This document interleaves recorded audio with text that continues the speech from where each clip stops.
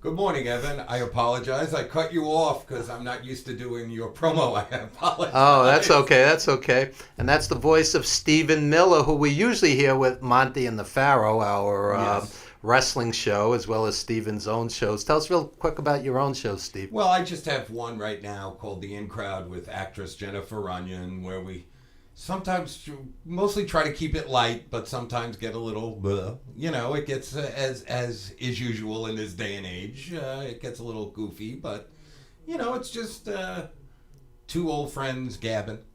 In 2019, if you say the sky is blue, it's controversial. Yes, someone's going to say it's purple. Exactly. It's scientifically wrong. Well, it is funny that you say that because, and I'm not speaking out of school. Evan and I have disagreed about a few things over the years, but I consider, I respect Evan tremendously. I respect his work, and I like Evan as a friend. Yeah, same here. We don't have to agree on everything. No. Jim Savali, who's our station owner and usually the engineer, he's rehabbing right now. Yes. And I don't agree with everything politically with Jim. I love the guy. And half of my guests today, we don't agree politically. Right. Right. And that's what, to me, that's what makes life interesting. Some other people just get like so bent out of shape that I don't even, there's a point where you don't even bother anymore. Like I've learned, and painfully over the last 2 or 3 years, like just when I don't engage anymore. I'm just like, you know what? It's better off we remain buddies, and I'll just keep my opinions to myself. I'll tell you something interesting. As an educator, let's say, for example, 2/3 of a class passed the GED, which is now called the TASC, Right. TASC. If you want to spin it positive, you say 66.6% of the students passed the test. It's a great program. The teachers are doing a wonderful job. If you want to spin that negative, you could say 1 out of 3 students failed that test. Yes. 33.3% failed. Fire the teacher, shut down the program. Yeah, absolutely. So even what's fact becomes fiction, or it's what the spin is. Yeah, it's gotten a little tiresome for me. I have to be honest. I used to watch CNN and then Fox, and just to get both what I considered both perspectives. And then I got so sick of it that I only watch local news anymore, because I can't be that person who's like, oh, there was an accident on the LIE because a liberal caused it, or it's raining because the Republicans are in charge, and I'm just like, oh my God, enough. Where you and I can only speak now with you as a relationship between you and I. You and I have common ground, which is we both are avid music lovers. Oh yeah. I am, and some of the music that you like, I absolutely love. Some of it I think is good, but it's not my style. But there's a certain give and take that I think that relationships now, my thing, I think the last thing I actually commented on your Facebook was you had put up an article about rabid anti-Semitism, which I, of course, put up. How horrible. Which is happening right now in Queens. Yeah. Queens. Yeah, it's not Alabama. It's Queens. Exactly. So, and you put it, and jokingly put it, and there's one thing we can agree on, and my comeback was, and not jokingly, but I was like, I would rather accentuate the things we agree on and lessen the things we don't agree on, and I just think it's a way to start now. And I think if more people took that tact, which is, let's start from where we agree and where we can be amicable with each other, and then we go from there, rather than everyone just yelling at each other all the time. Basically, people want the same thing. They want love, they want friendship, they want security, they want a decent place to live, a decent job. Right. People want the same things, whether you're black, white, brown, gay, straight, Jewish, Christian, Republican, Democrat, whatever. People do want the same things. we are the product of our life experiences. Absolutely. You're the product of your parents, your relatives, your religion, Right. your educators, your society. America, they teach you to spend. My wife's Asian. Asian cultures, they teach you to save. Yes, It's yes. you are the product of many different things. So the way you think is not quote unquote right. It's how you were trained to think. Exactly. And I've gotten over the fact. I mean, and I have to be honest. I mean, I fell for it. I jumped in like blah, blah, blah, blah. All of a sudden, and then I took a step back, looked in the mirror, and said, "What the hell are you an authority on? Like, relax, take it light." There's a point where it gets not only counterproductive, it just gets mean. And Well, it gets very personal, Right. and the last quote unquote acceptable prejudice is ageism, where somebody will say, "You're old, you're out of touch, you don't know what you're talking about," and I'll go, "Excuse me, life experience counts for something, and yeah. maybe I've actually experienced more of something than you have." Well, I saw one thing on Facebook, and I am so glad you just brought that up, where there's like, some jackass was put up a video of this 75-year-old couple dancing, like, look how funny that is. And I'm like thinking to myself, A, it's not funny. B, these people were probably at the Monterey Pop Festival dancing before you were even a thought. Yeah. And C, where would you get your nerve to just mock people who seem to be having a good time? They're not hurting anyone. We use the word old as a curse. Exactly. That song's old. They're old. Right. And I was just in Korea with my wife, and I was at her mother's nursing home. And the nurses treated them. They were stroking their arm and looking at them like it was their own mothers, the aides. Right. I'm talking the people working there, as opposed to in America where quite often, I'm not going to make a general statement, they're abused or they're neglected. Dumped off. I'll see you Mother's Day, Christmas, or your birthday. Right. And it's a different culture where age is equated with wisdom as opposed to something negative. Yes. I look at it like I said. I mean, I don't know much of the Asian culture. I will be the first one to say that I am a little ignorant, of it. But that seems to me one thing that's always come across is their respect for the wisdom that comes with age, rather than, as you said, like dump them off. I'll see you on Easter and Christmas and Rosh Hashanah. And when my mother broke her hip, she was in a rehab center, and the staff told me some of these people were never, ever visited. It's disgraceful. It's sick. Disgraceful. It's actually This sick. is your mother, your grandmother. The person who sweated and worried over you. That's one thing. As a father, my children who are now, one is in her late teens and one is in her early 20s, both in college, and they are the most, and maybe it's their mother more so than me, but they are the most appreciative kids. And I don't say that, I say that objectively. Like, thank you, Dad. Like, thank you for everything. And that's how you could tell. That's how I've treated my parents, and that's how the missus treated her parents, which is the same way, with reverence. Which is the way they should be treated. Because those are the people much to my loss, I never met your mom, but I'm sure your mother spent a great majority of her life worrying about you. I know my parents did. Yeah. And Jewish mother. And that kid, I have an Italian mom. Yeah. Same thing. Yeah. Cannot be discounted, that type of love and affection, which I think a lot of people take for granted, to be honest. And wow, we got serious. No, really. I think it's worth discussing because everybody, I'm liberal, and I think there's such heightened hyper sensitivity with everything today. I was just having a discussion. We're going to have actors and rappers and poets and everything, wrestlers and everything in between. We were just discussing how they're pulling out 10-year-old jokes and 50-year-old movies and 75-year-old songs and applying today's mores to them, and it's ridiculous. Well, I look at it, there's a certain word out there, the N-word. Okay, and now there are it is one of the most vile words in the English language.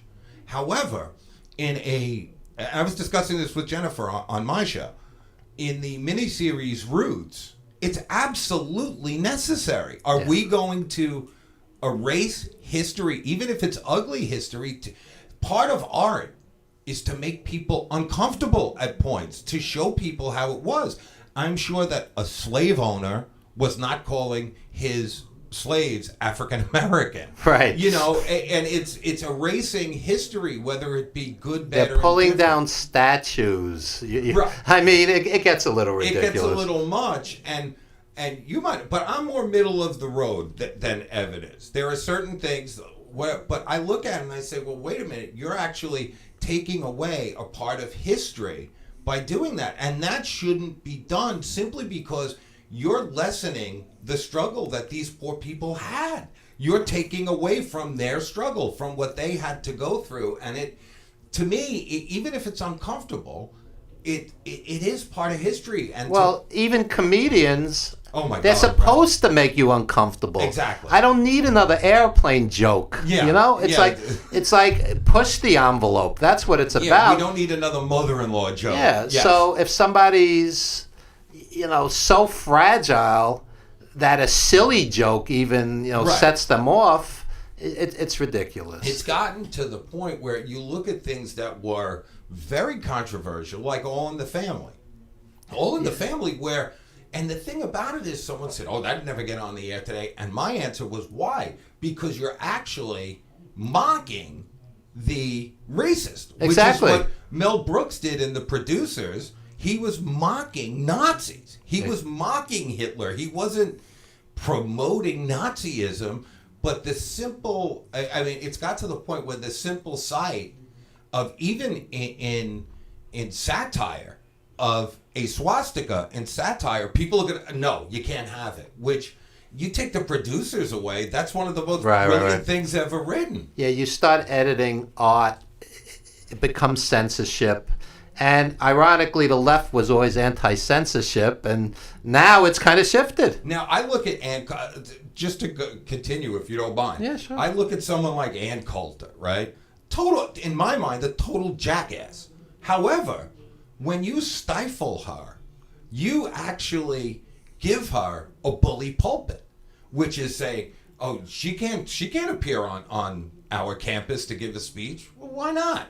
Well, you could still think she's a jackass, but once you start really silencing people, whether it's left, right, middle, that's where the problem comes in. I'll tell you something interesting as a wrestling fan, and we're going to have several wrestlers on the show today. I think she's playing a heel role, because I watched her once on Bill Maher, and she said something really hostile to the audience. They didn't react. Then she said it again to get the reaction. Yes. And I'm like, she's playing heel. Yeah, I mean, that's her bread and butter. Oh, it is. Yeah. If she comes out and she says, well, I just want everyone to get along, then she's Gonzville. She's finished. You know, who wants to see that, as you said in the wrestling vernacular, I go back to Superstar Billy Graham. Who wants to see Superstar Billy Graham be a good guy?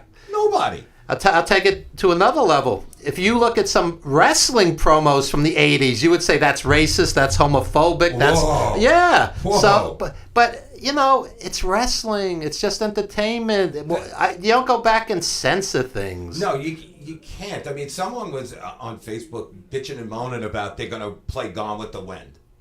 I'm like, okay, now I had a problem with Gone with the Wind. It has nothing to do with political correctness or whatever. It had to do with the fact that they portrayed the South as the good guys. And I was like, this doesn't work for me. Right. But, how could they dare put that on, this and that? Well, it's a classic film. I mean, if you can't take it in the time, then I don't know how I can help. Let people talk. If somebody says something stupid, 9 out of 10 intelligent people will realize it. And 1 out of 10 people go, yeah, okay. Yeah. I mean, Well, that's the new thing. Did you see the big palaver that was about the John Wayne interview from 1971? Okay. He said, so I could say, well, in that same time period, Sammy Davis Jr., visited Nixon in the White House. Oh, absolutely. James Brown visited Nixon in the White House. Ray Charles played Sun City. Right. I mean, you can always go back in history. Yeah, and my thought was, is this how we've gotten now? Is the fact that we're going to go to an interview that happened almost 50 years ago of a guy who died 40 years ago. Which is common knowledge anyway. Yeah. The guy that interview was common knowledge. And it's like someone unearthed it, and now it's like we're going to...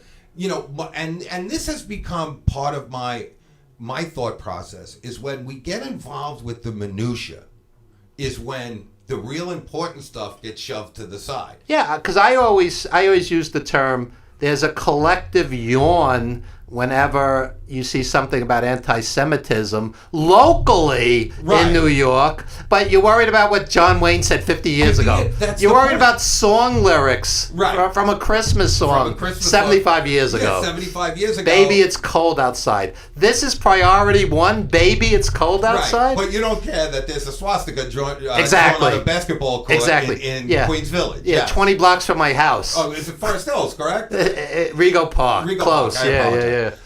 But yeah, this is part of what gets my goat sometimes. And as I said, Evan and I don't agree on everything. That's fine. And to me, that's fine. But there is a line where I say, and I know Evan's done it, where with me is like, all right, this is getting over the top, and I don't ever want to be disrespectful to a friend.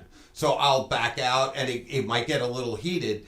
But we've never actually disagreed over stupidity. We've disagreed over an actual issue. Yeah. Where I'm not like, hey, Evan, your shirt's a little too blue. I hate you. It just gets dumb. And also the old expression, the truth is somewhere in the middle. My side, your side. I'll tell you a true radio story since we're doing radio. I'm very anti-gun. An old friend of mine, her 6-year-old was killed because of a gun in the house. Her nephew, I should say. And it really destroyed the family. Right. The gun was unsecured, and the kid, bang, bang, cowboys and Indians. Oh. Okay. So I've always been anti-gun. I had a guest on my show, and he said that his sister, her life was probably saved because there was a home invasion. She pulled out a gun, and they ran. Right. Okay? And then I saw the other side, even though statistically I would still go more towards my side. Right, of course. But I still saw the other side. The truth is always somewhere in the middle. Well, and I agree with you on that. Like, I hate guns. I'm a gun hater. I always have been. And I get to the point where I'm like, you know what? I hate guns. But then, as you said, you hear a story like you heard, or, who am I to tell a deer hunter, you can't have a gun? I don't like hunting. It's not my thing. But as you said, somewhere in the middle lay the truth. I know my own personal, feelings, but yeah, somewhere there's hunters who legitimately, need that food and are surviving on it, and somewhere there's guys like Trump's kids who get their yucks from it. Go shoot zebras. So trophy hunters are probably the lowest form of man. Right? I mean, like, when you see a picture like, oh, they're right above pedophiles. Yeah, well, look, trophy hunters. I shot this beautiful giraffe. Why? Yeah, that giraffe was terrifying him. I mean, if a giraffe was attacking me, which I doubt would ever happen, and I had a gun and he was attacking me and it's life and death, I get it. But the giraffe would be eating seeds out of your hand. I know. Yeah. But I look at certain things like, and I know this is going to sound funny, and I do mean it that way. Like, I see, like, a surfer in Australia gets bitten by a shark, and they go out and kill the shark. And I'm like, what the hell would you kill the shark? Yeah. If the shark came in my window and was trying to rob my house, I get it. But you're actually in his domain. You take your risk. I don't know why you got to go out and kill it. Like, it's in the ocean. The shark's being a shark. I like the stories where, like, the guy has, like, a pet alligator in his bathroom, and yes. I'm like, he thinks you're lunch. He doesn't think you're his buddy. Well, I saw a show, and I don't want to go too long, but I saw a show where they were doing a thing about when people have monkeys and chimpanzees as pets, and this family had a chimpanzee all dressed up for dinner. And they're like, look, he's smiling. He's so happy. And they have, on a split screen, they have an animal psychologist who says, he's actually not happy. When he's smiling, he's getting really annoyed that he's stuck sitting here. Yeah. And in a hot suit. Yeah. He's like, I'm a chimpanzee. I don't wear this. Great. I don't like this meatloaf anymore. That's right. It's enough. How about a banana? People are nuts. Yeah. Anyway, let me get some quick plugs out of the way. Monty and the Pharaoh, Thursdays, 8:05, and They have a ton of legends coming on. Barry Windham, Coco Beware, Lanny Poffo. Billy Jack Haynes. Too Cold Scorpio. That's right. They got a ton of stuff. Yeah. And I worked the board for them, so I've been watching the I have to, claim ignorance. Because I gave up wrestling after 1978 until just not long ago. You're probably better off for it. Well, I bought the WWE Network just to catch up, but All right. So anyway, Monty and the Pharaoh's Our Wrestling Show, Thursdays, 8:05. Coming on my show today, hip-hop great Timothy Dark, actor Robert Hawke from the Punisher series, wrestlers Adam Kane and Chris Michaels, poet John Winnell. Check out CPW's We Don't Play, March 9th in Chicago. Wrestling meets theater.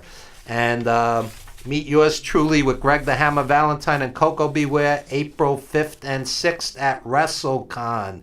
You could pre-order autographs and 8x10s, photos with the wrestlers at rivalrychampionshipwrestling.com. And also of note, 350 Days will be finally available April 2nd. We're going to show the promo for that in just a second. You could get that on iTunes, and that stars superstar Billy Graham and Bret Hart and Greg Valentine, J.J. Dillon, Ox Baker, Paul Orndorff, Wendy Richter, and a zillion others. 350 Days coming April 2nd. We're going to show that promo now, and when we come back, we're going to bring out some of our great guests, and Stephen Miller and yours truly, the Evan Ginzburg Show. We'll be right back.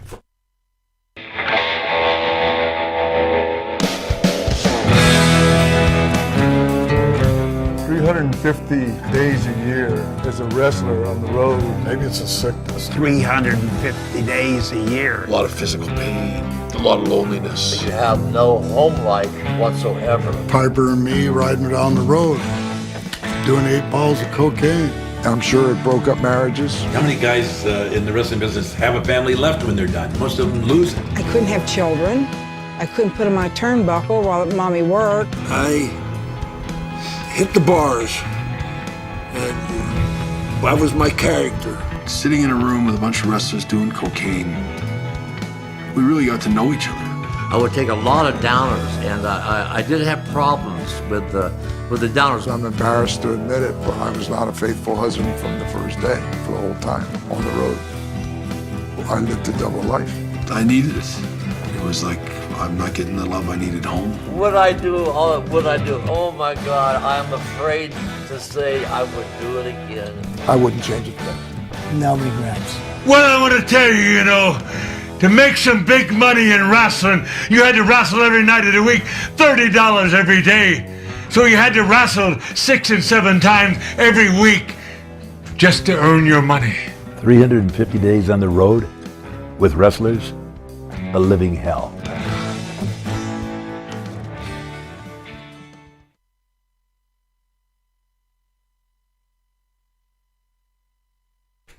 All right, we're back with the Evan Ginzburg Show at villageconnectionradio.com.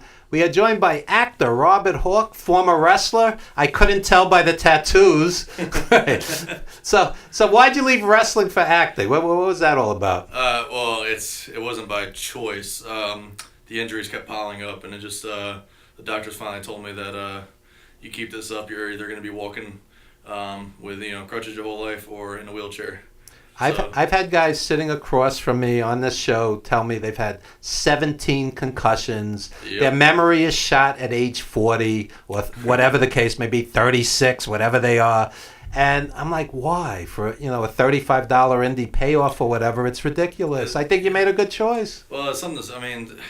Believe me, if I could, I'd wrestle for a hot dog and a handshake still to this day if I could. It's just something about it. It's just special, The crowd, the feeling of being in that ring. You ever consider managing? I do. Actually, early on in my career, I started as a manager. Oh, okay. It's something I really love to do. I'd love to get back in there and do it again, honestly. Yeah. But yeah, that's definitely on my mind. You don't have to. You take a fraction of the bumps, if any. Yeah, if any. Yeah. But yeah, I be the henchman. Be the next Paul Heyman. Oh yeah. The lost art of heel managing. Right. I was on the road with Lou Albano, and man, those were the days. Albano, Blassie, the Grand Wizard, Heyman, Jim Cornette. Bobby Heenan. Bobby Heenan, man. Gary Hart. Gary Hart. Gary. That guy was ominous. yeah. So you moved on to acting, and recently you've been on The Punisher, and we got bad news that Netflix canceled it. Unfortunately. But any chance it's going to come back? Because Disney's going to have their own channel. And I don't really know anything about it. I can't really speculate too much on it because of contracts and all that. Right. As far as I'm concerned, even if they do bring him back, I don't think they would be able to use the same characters because of the contracts with Netflix. Wow. Because Disney owns Marvel, and the shows are Netflix originals. So, and Netflix owns those characters and owns those storylines and everything. So, even if they did bring him back, it might just be a reboot, like a complete reboot. I can't really speculate. Speaking of that, I watch, The Walking Dead and various superhero movies. Mm-hmm. And it seems to me it's almost emotionally cheating when they kill off a character and, you care about this character, and then they go, reboot, or, it's 20 years earlier, or whatever the case may be. It seems like they're cheating you, aren't they? That's television, man. That's the film industry. It's we live in a nostalgic society. People love to, go back to the past and just, reboot stuff. Sometimes it works, sometimes it doesn't. But it's not like if Arthur Miller wrote a play and he kills off a character, Willie Loman commits suicide. They don't go reboot and Willie Loman's back. Right, Steve? I mean, Willie Loman in the early days. Willie Loman's back in the sequel, the prequel. I didn't see it, but apparently they brought back Shane from Walking Dead from the first season, Johnny Bernthal, the Punisher. Yeah. They brought him back somehow. Like I didn't see it, but I don't know how they pulled that off. I mean, I could see a dream sequence, or I think that's what it was. I mean, that seems fair to me, but I'll give you an example. Andrew Lincoln's character on Walking Dead, Rick. Yeah. It's like everybody's gearing up. They're gonna kill Rick. They're gonna kill Rick. Then he flies off in a helicopter, and the producers announce he's going to be in movies and another Walking Dead spin-off, and I'm like, they cheated us. Yeah. They cheated us, right? Pretty much. Steve's involved with movies. Am I wrong? You're totally right. I cannot tell you how many times in a screenplay I've been told, well, this doesn't work. And I'm like, okay, what should we do? I mean, I wrote it. I mean, it doesn't work for you, but what should we do? Well, have this character stay alive. Okay, so now I have to rewrite 45 of the 95 pages. That's right. That's right. Wow. It just seems they're emotionally cheating the viewer, because I know that all the Walking Dead fans, I mean, he was like impaled, and you're ready for Rick to die, and he flies off. Mm-hmm. And I'm like, what was that? Why? I didn't see it, so I can't really speculate. But yeah, spoiler alert. Anyway, this is about you. Tell us about your role on The Punisher. I play Christopher. He's one of Curtis's veterans. One of his guys. I don't know too much because I'm such a small part in it. He did help. I'm giving spoilers if I go into that. Basically, he was a key part in finding Russo's guys. He's just a homeless veteran, very similar to what I've been through and what a lot of veterans go through. He's just antagonistic, kind of a douchebag. Yeah. Just a homeless veteran who played a key part in finding Russo and all that. So here's my big question: you're a big guy, and is it possible that somewhere down the road they would make you a romantic lead instead of assuming you're the heel? I mean, I see huge guys who are sweet guys with a little tiny wife or girlfriend. I mean, I don't see why that wouldn't work. Possibilities are endless, man. It all depends on the right fit, the right role, the right timing, everything. It's not really my character I play. It's not really in my range. No, I'm saying down the road. Yeah, down the road. Yeah. With better skills. I mean, if The Rock can do it, I think anybody can. When he first started, he wasn't the best, but he evolved his character, he evolved his acting, skills and chops, and now he's one of the best actors on the planet. Speaking of noted actors, I was watching the Mission Impossible movie, and Tom Cruise is a little guy. I'm like, you should be the action hero. Why is Tom Cruise the action hero? Yeah, Am I wrong, Steve? You are correct, Evan. It's I'm coming, not a bro. Tom Cruise man, so. I mean, Mission Impossible was great, the last one, but still, I'm just saying. I won't be doing the awkward run that he does. Yeah, but you'd be more convincing to me as an action hero. Yeah, and it helps being a pro wrestler with the stunts and all that. Sure. I do all my own stunts and everything when the time comes. So yeah, dude, I'm tailor made for that. So that's definitely something that's going to be coming in the future for sure. Yeah, I think it would just be more credible. Absolutely. Yeah, and I was watching Peppermint. Do you see the movie Peppermint? Not yet. No, I haven't. The female lead is she's 87 pounds soaking wet, and she's killing everybody. I'm like, this guy, I can see doing that. Right? Don't underestimate little people, man. No, I'm just. I mean, Ronda Rousey could kick my ass, but I'm just saying, as far as an action hero. Anyway, I took a judo throw from Ronda back in 2014, 2015. This was backstage at SummerSlam in LA, and it was right on the solid concrete too. That girl can. I think I was 250 at that time. She is amazing in the ring and with her jiu-jitsu and everything. Why do you think the fans are so divided on her? I think she's great. I think she's charismatic. I think when she cuts promos, she's sincere. I mean, it's not polished and slick like The Rock, but yeah, you can just tell. Me personally, my personal views, you can just tell that she's reading off a script, and that's acting 101. Okay. Even if you see her movies, it's just you can tell she's reading off a script. Yeah. Phenomenal athlete in the ring, though. She's probably better than half the roster. Why does WWE insist on putting guys on the mic who really can't talk? Let Kevin Owens and the guys who talk. It's the name. It's the name. She's a household name. Yeah, but play to your strengths. I mean, Kevin Owens can talk. Jericho can talk. Not everybody can talk. Right. That's just how the business is, man. It sucks. but it's stupid. They have a 3-hour show. You put guys, they're talking for 10 minutes and they're awful. Braun Strowman, the worst. Okay, let him wrestle. Yeah, let him throw someone over the top. That's rope. exactly. He's a great guy too. But he's not a great talker. He's not a great talker. Yeah, he's. See, Billy Graham was not a great wrestler, but he was a great talker, and the package worked. Yep, that's true. Yeah. So, who do you consider some of the greatest talkers of all time in wrestling? No doubt, Paul Heyman. Number one starts and ends with Paul Heyman. Yeah. He's one of my biggest, Dusty Rhodes. Dusty Rhodes, I love Dusty. Flair, Nature Boy, back in the day on the mic, bro. Woo! Yeah. He has a name lost to history. The Maniac, John Tolis, the Golden Greek. That guy was some talker, boy.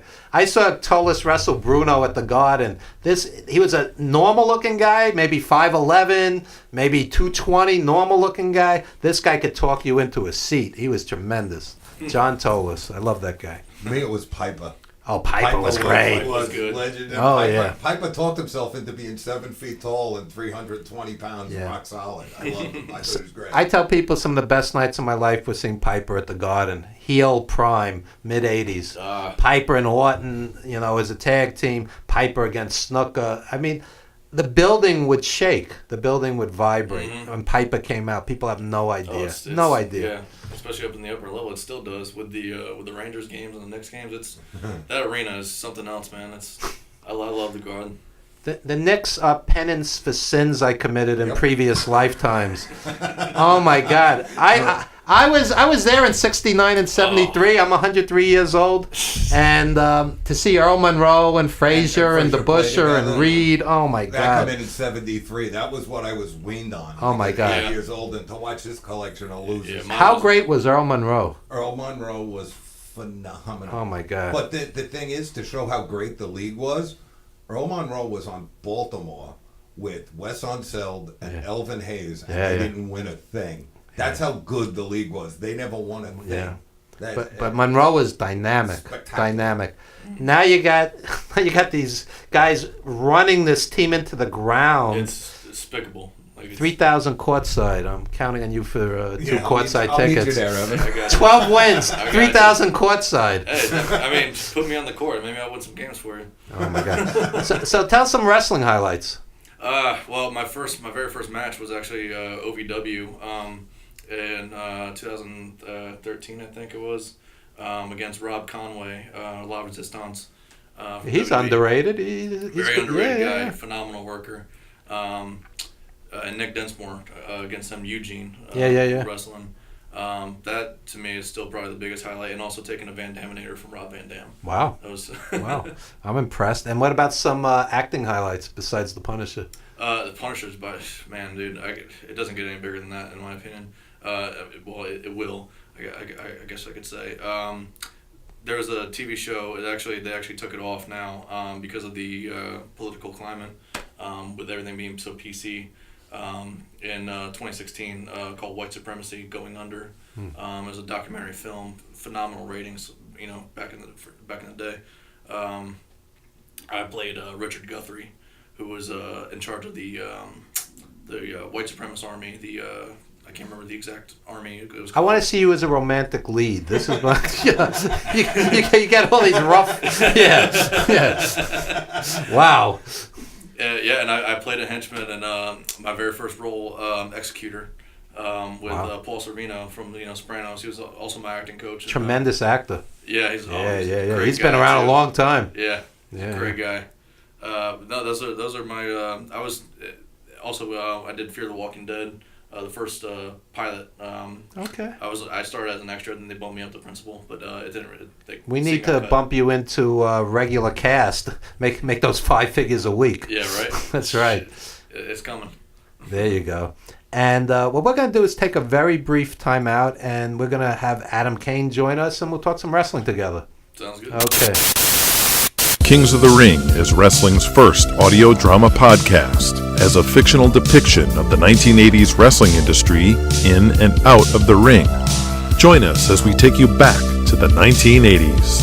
You'll be a fly on the wall in the locker rooms of the past while the wrestlers put together matches. We'll take you into the jam-packed arenas where the rabid fans of the past believed everything they saw was real. We'll take you inside the ring where you'll hear what the wrestlers talk about and you can feel the action. We'll take you to the underbelly of the arena where the wrestlers got into all sorts of trouble. And we'll take you to the bars and clubs where the boys got into even more trouble.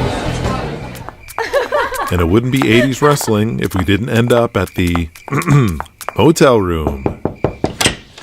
Search Kings of the Ring from any podcast app or go straight to the website kingsotr.com.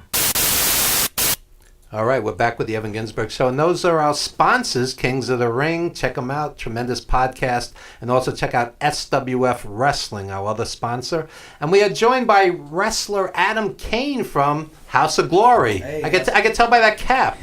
Is that what gave it away? Yeah, there you go. And correct me if I'm wrong, that's Amazing Red's promotion? Amazing Red, Brian Excel. They opened up in 2010. This will be 9 years coming up for them so far. So okay. It's been pretty cool so far. And Amazing Red is amazing, and I'm a jaded old school fan. I've seen him live many, many times. That guy, not only is it the spots, the guy can wrestle. Yes. He can wrestle. Yes, I get bored with the 37 spots. You miss one, the guy stops like a deer in the headlights. Amazing Red's a complete wrestler. Listen, man, everything that you're seeing now on the indies, Amazing Red did that way before everyone else did. Yeah. He is an innovator in every sort of manner. I call him the modern day Jericho because Jericho was an innovator in his own right also. If you watch Jericho's earlier stuff, right around when he blew up in 99, 2000, around that area, everyone was doing what Jericho was doing.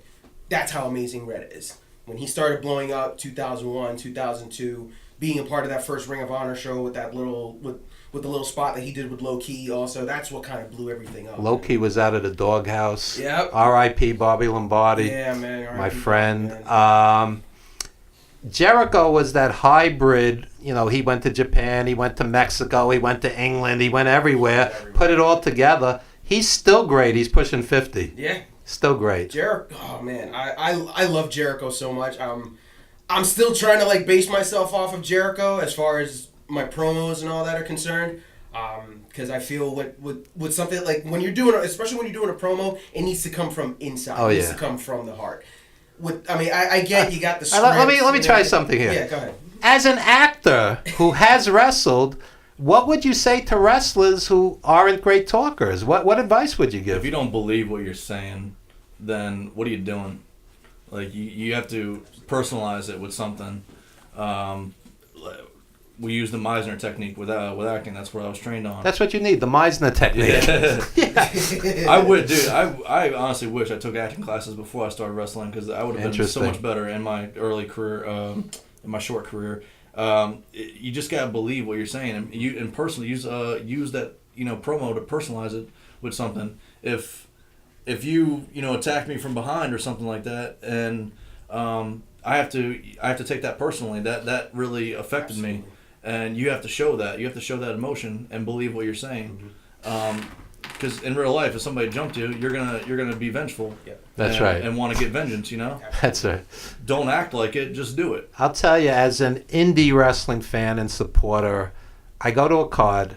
The mic is god awful. It's got. You can't even hear what they're saying. Yeah. Then they put 17 guys on who can't talk. Mm-hmm. It's like, how about just putting on 2 guys who can talk and let everybody wrestle? I mean, wrestling is very over the top, but doesn't mean you have to be over the top to get over. Not everybody needs a mic. With that too. And let me just say something else. Why does it? I love music. I'll go see Parliament Funkadelic with 20 guys on stage. Loud doesn't bother me, but 4 hours of loud at a wrestling show where it's deafening. It sucks the energy out of the audience, and it's meaningless too. And when and sometimes it's like sauna-like hot on top of it. Oh, God. So if it's ear-shattering loud, if it's ear-shattering loud and it's sauna-like hot, the main event comes on and everybody's half dead. Yep. And this is just common sense. Am I wrong? That's common book. No, you make perfect sense. I've been. Same thing where it's like, wait, there's too much noise, there's too much heat, there's too much crap. And literal heat. Yeah. Get an air conditioner. Yeah, and by the end, it's like fan or something. Like this place. The other thing is, a card doesn't have to be 4 hours. No, in the old days, it would be 2.5 hours. Right. You'd have your 7 or 8 matches, maybe 9. You don't need 14, 15, 16 matches. It's overkill. Mm-hmm. I feel if you're going to put on a quality show, a good quality show, 6 matches max. Max, I agree. Well, that's why the best thing out there now, and believe me, I'm not a huge WWE guy, NXT takeovers. Yes. Mm-hmm. Those are the best shows out there. Absolutely. With maybe New Japan second. But New Japan also, sometimes they go too long. Sometimes it goes a little bit too long with New Japan also, but I agree, yes. And that's the reason why one of the reasons why NXT is so successful. They're building off 5-6 matches. And the matches all mean something. Yes. It's a feud, it's a title, it's a grudge. It's something's going on instead of just, we're going to put a cage match on Raw, first match on the show for no reason. For no reason. They're also not doing the same things that the main event guys are doing. Like all these indie shows, it's a super kick fest. It's a flip fest. Yeah. Like you need if you're a middle card guy, then you need to know your place and not steal from the main event. Exactly. Build up for the main event. A show should build. Hey, you're a music guy, just like a concert should build. Yes. A concert should culminate. Yes. You're not playing your biggest hit ever. Exactly. If the Beatles came back, just obviously hypothetically, you don't open up with "Hey Jude." Exactly. You build towards it. So, Adam, tell us a little about your career as a wrestler. Any highlights? It's getting close to 6 years now. This summer will be 6 years for me. There's been highs, there's been lows. Just trying to stay as positive right now. I think the biggest highlight that I had right now was a segment with Jeff Jarrett. This was last year at a House of Glory show. He's coming out. Hey, how's it going, fans? Support House of Glory. I come in. You're not taking the spotlight from me. Please leave my ring. Yeah. And next thing you know, I end up on a good shot of a guitar. Yeah. Didn't feel right after that. My teeth were wiggling a little bit. Wow. So. Wow. But that was an awesome moment. I got a chance to talk to Jeff a little bit backstage also. Yeah, that guy's walking history. Yeah. Oh, man. Yeah.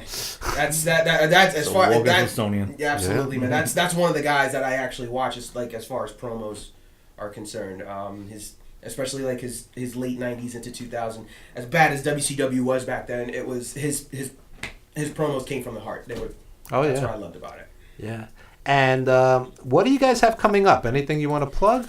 Well, for me, I'll be at Pro Wrestling Magic at March the 16th, Richfield Park, New Jersey. the next big event is going to be with House of Glory Culture Clash. It's a 3-day event, excuse me. Running with a couple of other companies. They're running at our venue. You got IPW UK, Destiny Wrestling based out in Canada, Fight Club Pro also based out in the UK. Our show is going to be that Saturday before Mania. Great Muda going to be there. Great Muda. I used to see that guy every month in Philly with the NWA. He was unbelievable. Muda's unbelievable. Muda's great. Muda's so I saw awesome. Muda wrestle Sting in Philly. It was unbelievable. I am jealous of you. Yeah. I'm so jealous that you got to see that, man. But he's going to be teaming up with Tajiri, which is very rare that you don't see that in the States. Wow. Add Pentagon Jr. with that. They're facing off against LAX. I just want to say something. I saw Pentagon wrestle Phoenix. It was probably the best match I've seen in 20 years live. Yeah. It was unbelievable. Yeah. Unbelievable. How great are those guys? They're the new luchadors of this era now. With the whole lucha strong but style also and they could also wrestle. It's not just spots. You're absolutely right. It's not just the spots. They can wrestle also, and they know, especially Pentagon and Phoenix. They know each other so well. Besides them teaming up, aren't they brothers in real life? I don't know. I can't think so. About that.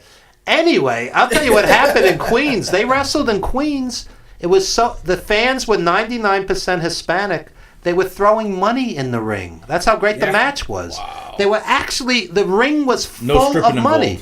No, okay. I got it. The only time I've ever seen that is at African concerts. Afro-pop concerts. They were throwing money in the ring. It was amazing. That's something that they do in Mexico. Yeah. That should be a new thing. We work for tips. Yeah. Considering the payoffs, that would work. Yeah. Oh, that's great. So, okay, here's a tough question for you. You mentioned Pro Wrestling Magic. Okay, so that's on a Saturday night? Yes, sir. Okay. So it's a Saturday night, New York, New Jersey. You have a dozen shows on any given Saturday night. Here's your chance to cut a promo. Why should we go to Pro Wrestling Magic that night? Well, if you're going to be at Pro Wrestling Magic that night, it's going to be a phenomenal night. Let me tell you this. Pro Wrestling Magic, you're going to get wrestling, you're going to get entertainment, you're going to get a little bit of everything over there, okay? And the reason for that is because Adam Kane is going to be there. Adam Kane can provide you with everything that you see there. So I suggest that you be there, Richfield Park, March the 16th, because you're going to see Adam Kane tear the house down. There you go. Adam Kane, and I'm your straight man, Gordon Soley. So that worked. All right. Anything you want to plug? No, I'm not doing anything as far as this year goes. Upcoming acting gigs? No, I'm actually kind of taking a hiatus, this year, focusing on the fitness. Yeah. Wow. I'm trying to build up my, my physique to, because there's so many roles that are on the table that I can't take. Wow. Because I'm not in the shape that I need to be in. I'm still going to be doing, a couple things, here and there, whatever comes my way.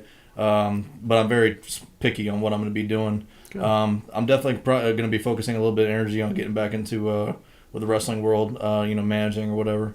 But as far as TV and all that, I'm mainly just focused on my fitness to prepare for 2020. There you go. So Robert Hawk and Adam Kane, and we're going to add Timothy Dark, Chris Michaels, and poet John Winnell in just a few. We'll be right back with the Evan Ginzburg Show. Don't go anywhere.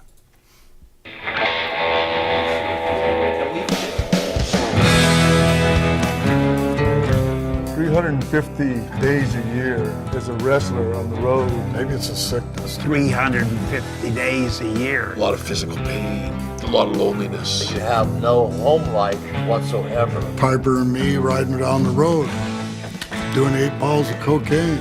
I'm sure it broke up marriages. How many guys in the wrestling business have a family left when they're done? Most of them lose it. I couldn't have children. I couldn't put on my turnbuckle while mommy worked. I hit the bars, and that was my character. Sitting in a room with a bunch of wrestlers doing cocaine, we really got to know each other. I would take a lot of downers, and I did have problems with the downers. I'm embarrassed to admit it, but I was not a faithful husband from the first day, for the whole time on the road. I lived a double life. I needed it. It was like, I'm not getting the love I needed home. Would I do? Oh my God, I'm afraid to say I would do it again. I wouldn't change a thing. No regrets. Well, I want to tell you, to make some big money in wrestling, you had to wrestle every night of the week, $30 every day. So you had to wrestle 6 and 7 times every week just to earn your money. 350 days on the road with wrestlers, a living hell.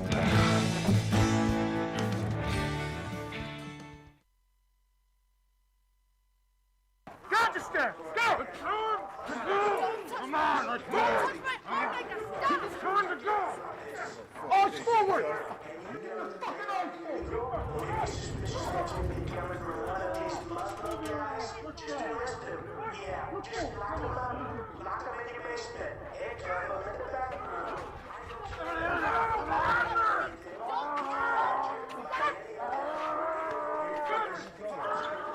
Hey, yeah, check me out! Let me go! Get a shot! No! They say I'm unpatriotic. And I say,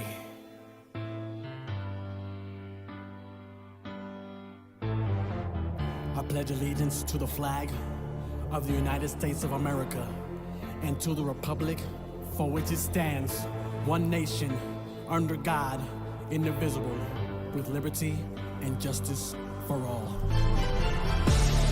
They gon' call me, unpatriotic, because of what I see, because of what I see, because of what I see. They gon' call me, unpatriotic, and that's alright with me. It's alright, it's alright, it's alright, it's alright. Get your system, I got the solar system, telling me unleash the wisdom. Trump done bought the kingdom, write those songs and sing them. We need to hear that, never will he be my president, long as my skin has melanin. For those of you that let him in, tell me, is America great again? Tell me who's got the rake again? They got those snakes in the White House, but I don't wanna blow that shit down. She told you she was on the borderline. Wall of lies call for us to rise. It's all about what you got inside. Black or white, straight or gay and bi. Latinos, come on, join the fight. We're all Americans tonight. Let me see you raise your banners high. Let me see your stars, let me see your stripes, let me see your fight. Yeah.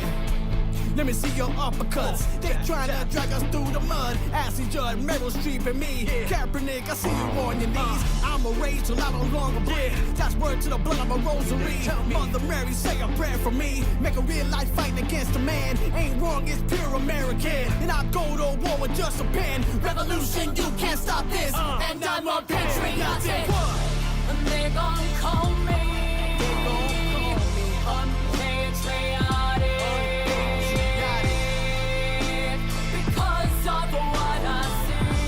What I see, because of what I see. And they gon' call me, unpatriotic, and that's alright with me. It's alright, it's alright, it's alright, it's alright. What do they tell you? What do they tell you? Tell you that I'm unpatriotic. What do they tell you? What do they tell you? Tell me, what do they tell me? That I'm unpatriotic. They gon' call me,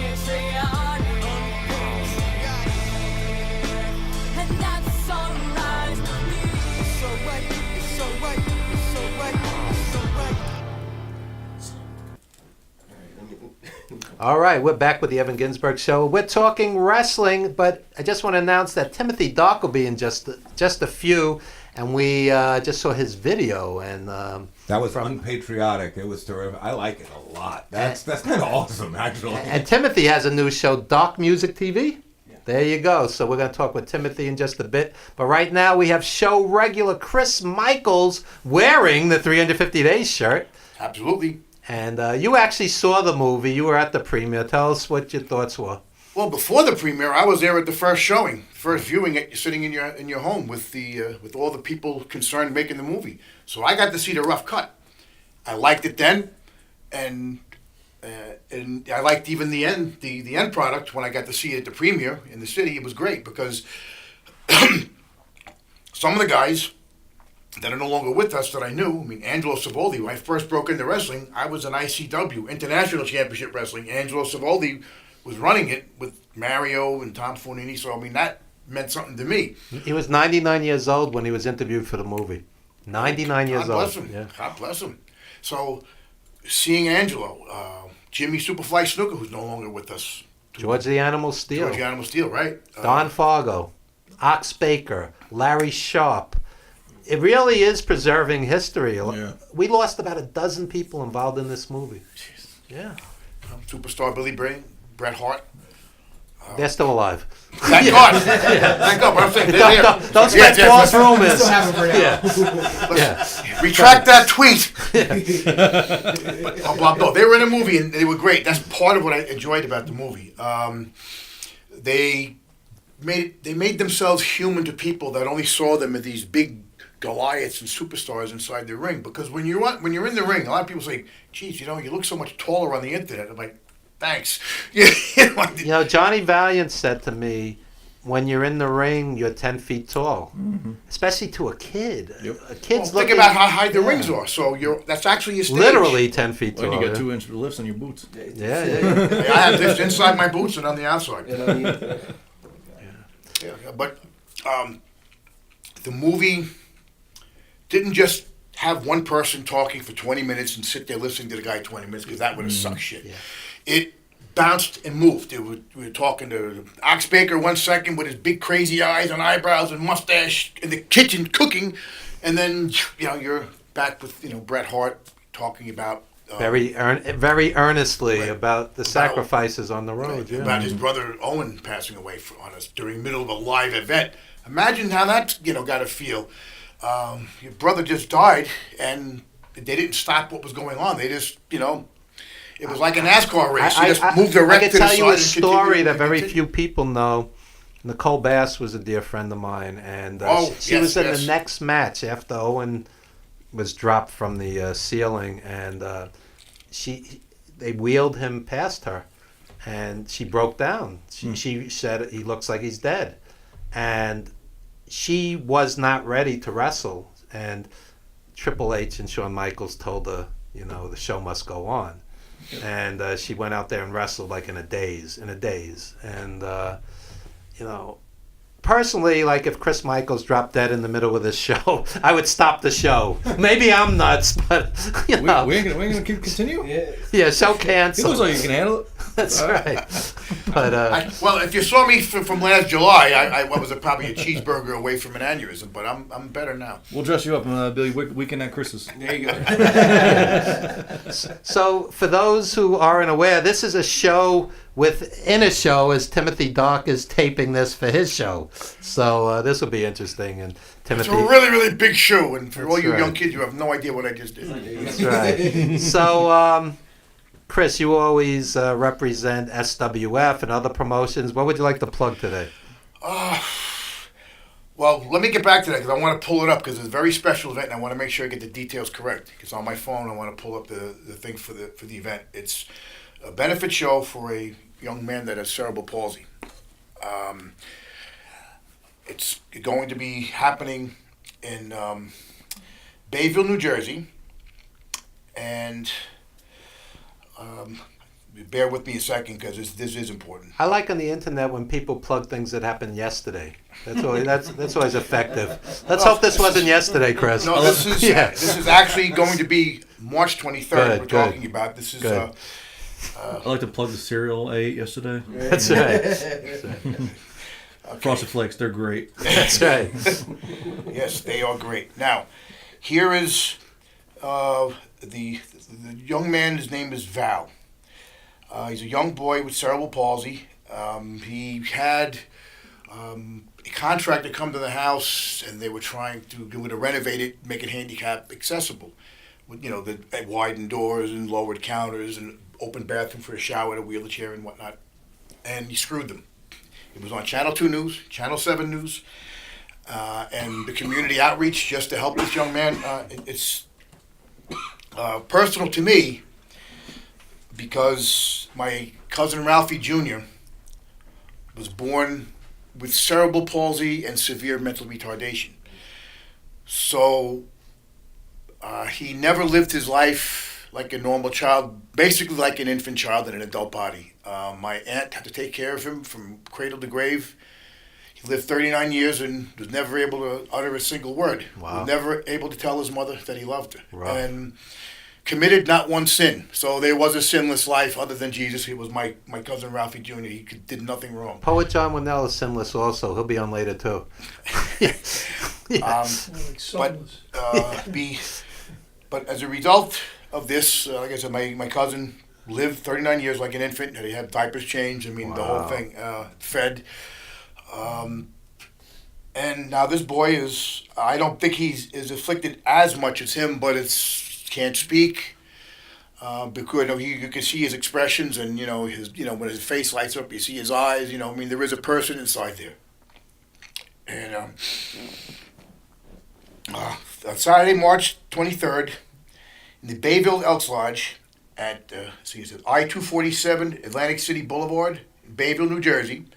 Doors will be opening at 6 p.m. with a bell time at 7. Advance tickets start at $20. And this is a charity event with proceeds going to help this young man. I am not getting a dime for going there. I'm going there because it's the right thing to do. And if anyone's available, I would really appreciate if you would go there and support this family because they really need this. And I've reached out and I spoke to the mom. I would, talk to her, and I talked about who my aunt was and what she had to deal with, and the seriousness of the whole thing. And she said, I thank God every day for my son. I believe that God chose me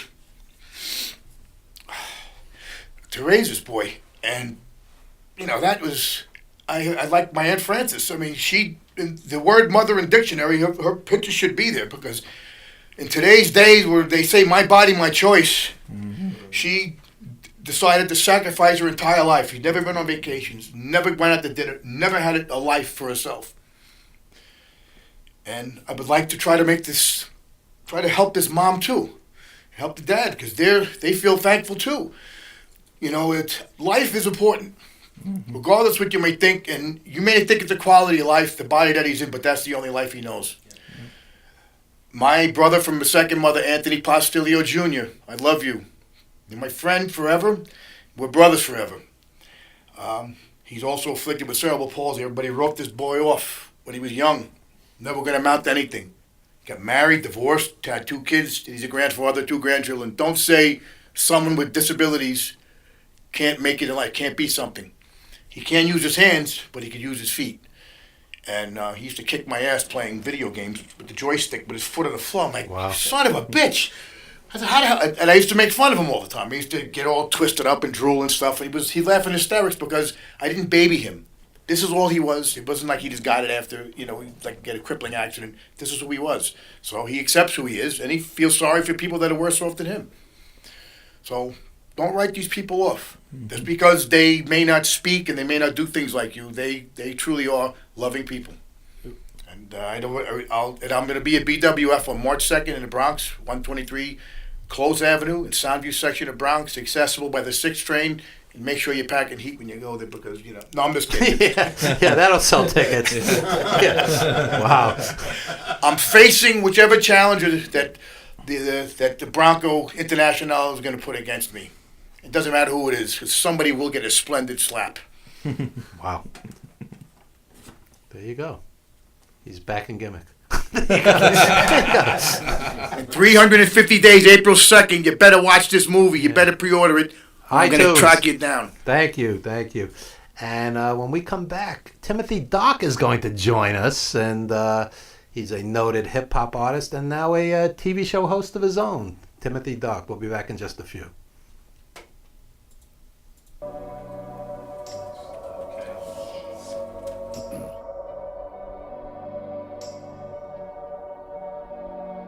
Johnny used to play stickball, but then he went and stuck his balls and bad inside of Miss Mary. Now he's got the HIV. Mary wanted to play doctor, and you know the whole block knocked her. Johnny didn't know and hit a killer, be a killer. Now this cat is mad as fuck. She let him play booties up, knowing she fucked everyone. Now he gotta go play manhunt and go and find this runaway. He packed his gun, she gotta pay. Sometimes the past comes back after all. All of those things that we used to do comes back after all will come back in the air. All of those things. Johnny just don't give a fuck. He went and puffed the double dutch. His eyes were red and looking scary. All he saw was a Bloody Mary driving in his red Land Rover. When he found her, it was over. Gave this doll eternal slumber. Then and there God called her number. Ambulances came and bagged her. In the morgue, morticians tagged her. Meanwhile, Johnny gotta flee. Red light, green light, 1, 2, 3. He thought he got away scot-free till Officer Simon said freeze.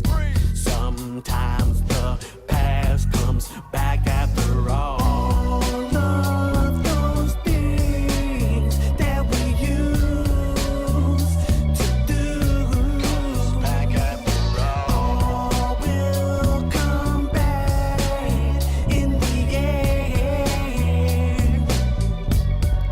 All of those things. Wondering should he bust this dude till odds even said not to shoot. Now he's got a brand new home where they fight to play telephone.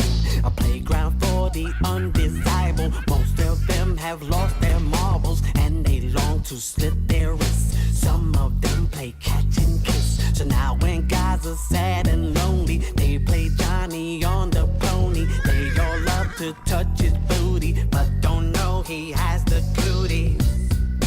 He has the cuties. And sometimes the past comes back after all. All of those things that we used to do comes back after all will come back in the air. All of those things. All of those things that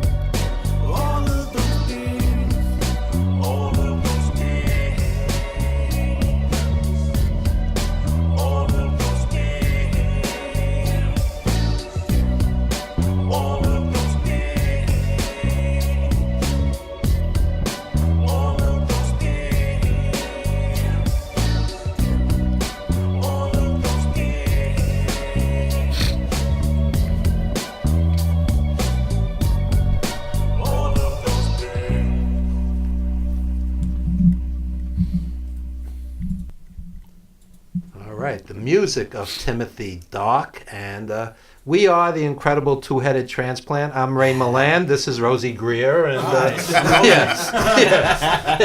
Timothy Dark joins us again, my buddy, all the way from Vegas. Yeah. And you were supposed to co-host today, but you were so busy, doing your own show in the green room with Angel Salazar from Carlito's Way and Scarface and all of our guests. And tell us about your show.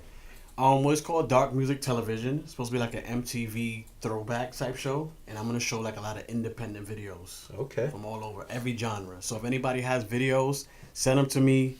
Send me the raw file, not the YouTube link, to my Dropbox, timothydark@gmail.com, because I want to feature every independent artist possible. And I think that's important. I remember back in the day, Video Music Box, which is still on. Yeah. I mean, forever. Ralph McDaniels, right? Yeah, Ralph McDaniels, who's now doing education work in the Queens Library System and bringing hip-hop into education. Mm-hmm. So it's very important to support independent artists and just for them to get some, exposure. And you as a hip-hop artist would know the good from the bad. I try to, Yeah. But I'm just talking about independent artists. Regina Spektor, who started at Sidewalk Cafe in the East Village, actually performed there last night. Wow. So somebody who... That's the good news. The bad news is the joint is closing, so many New York venues. Yeah. So I respect people who make it and still come back to their roots. That's right. That's right. Yeah.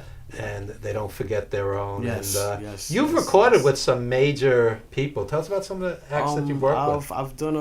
I've actually recorded with Alan Vega, from Suicide. Nellie McKay. Nellie McKay's awesome. Yeah, she's dope. And she's got some big gigs coming up. Yeah.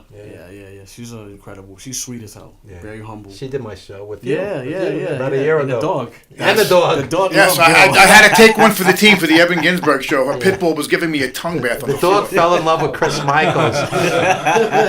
It's still talking Was about there you peanut butter now, the dog. involved? No, thankfully not. And while the camera's over there, I just want to tell people that we should refer to Robert Hawke as Robert J. Hawke because there's 4,000 Robert Hawkes out there. Apparently there's an author named Robert Hawke too, and I had no idea. Okay. I'm sure there's a lot of Chris Michaels, right? Yeah. Well, that's now the reason why my wrestling persona is going through the change. That's why the hair is growing back, and the reason for the mirror. And I'm now simply sensational.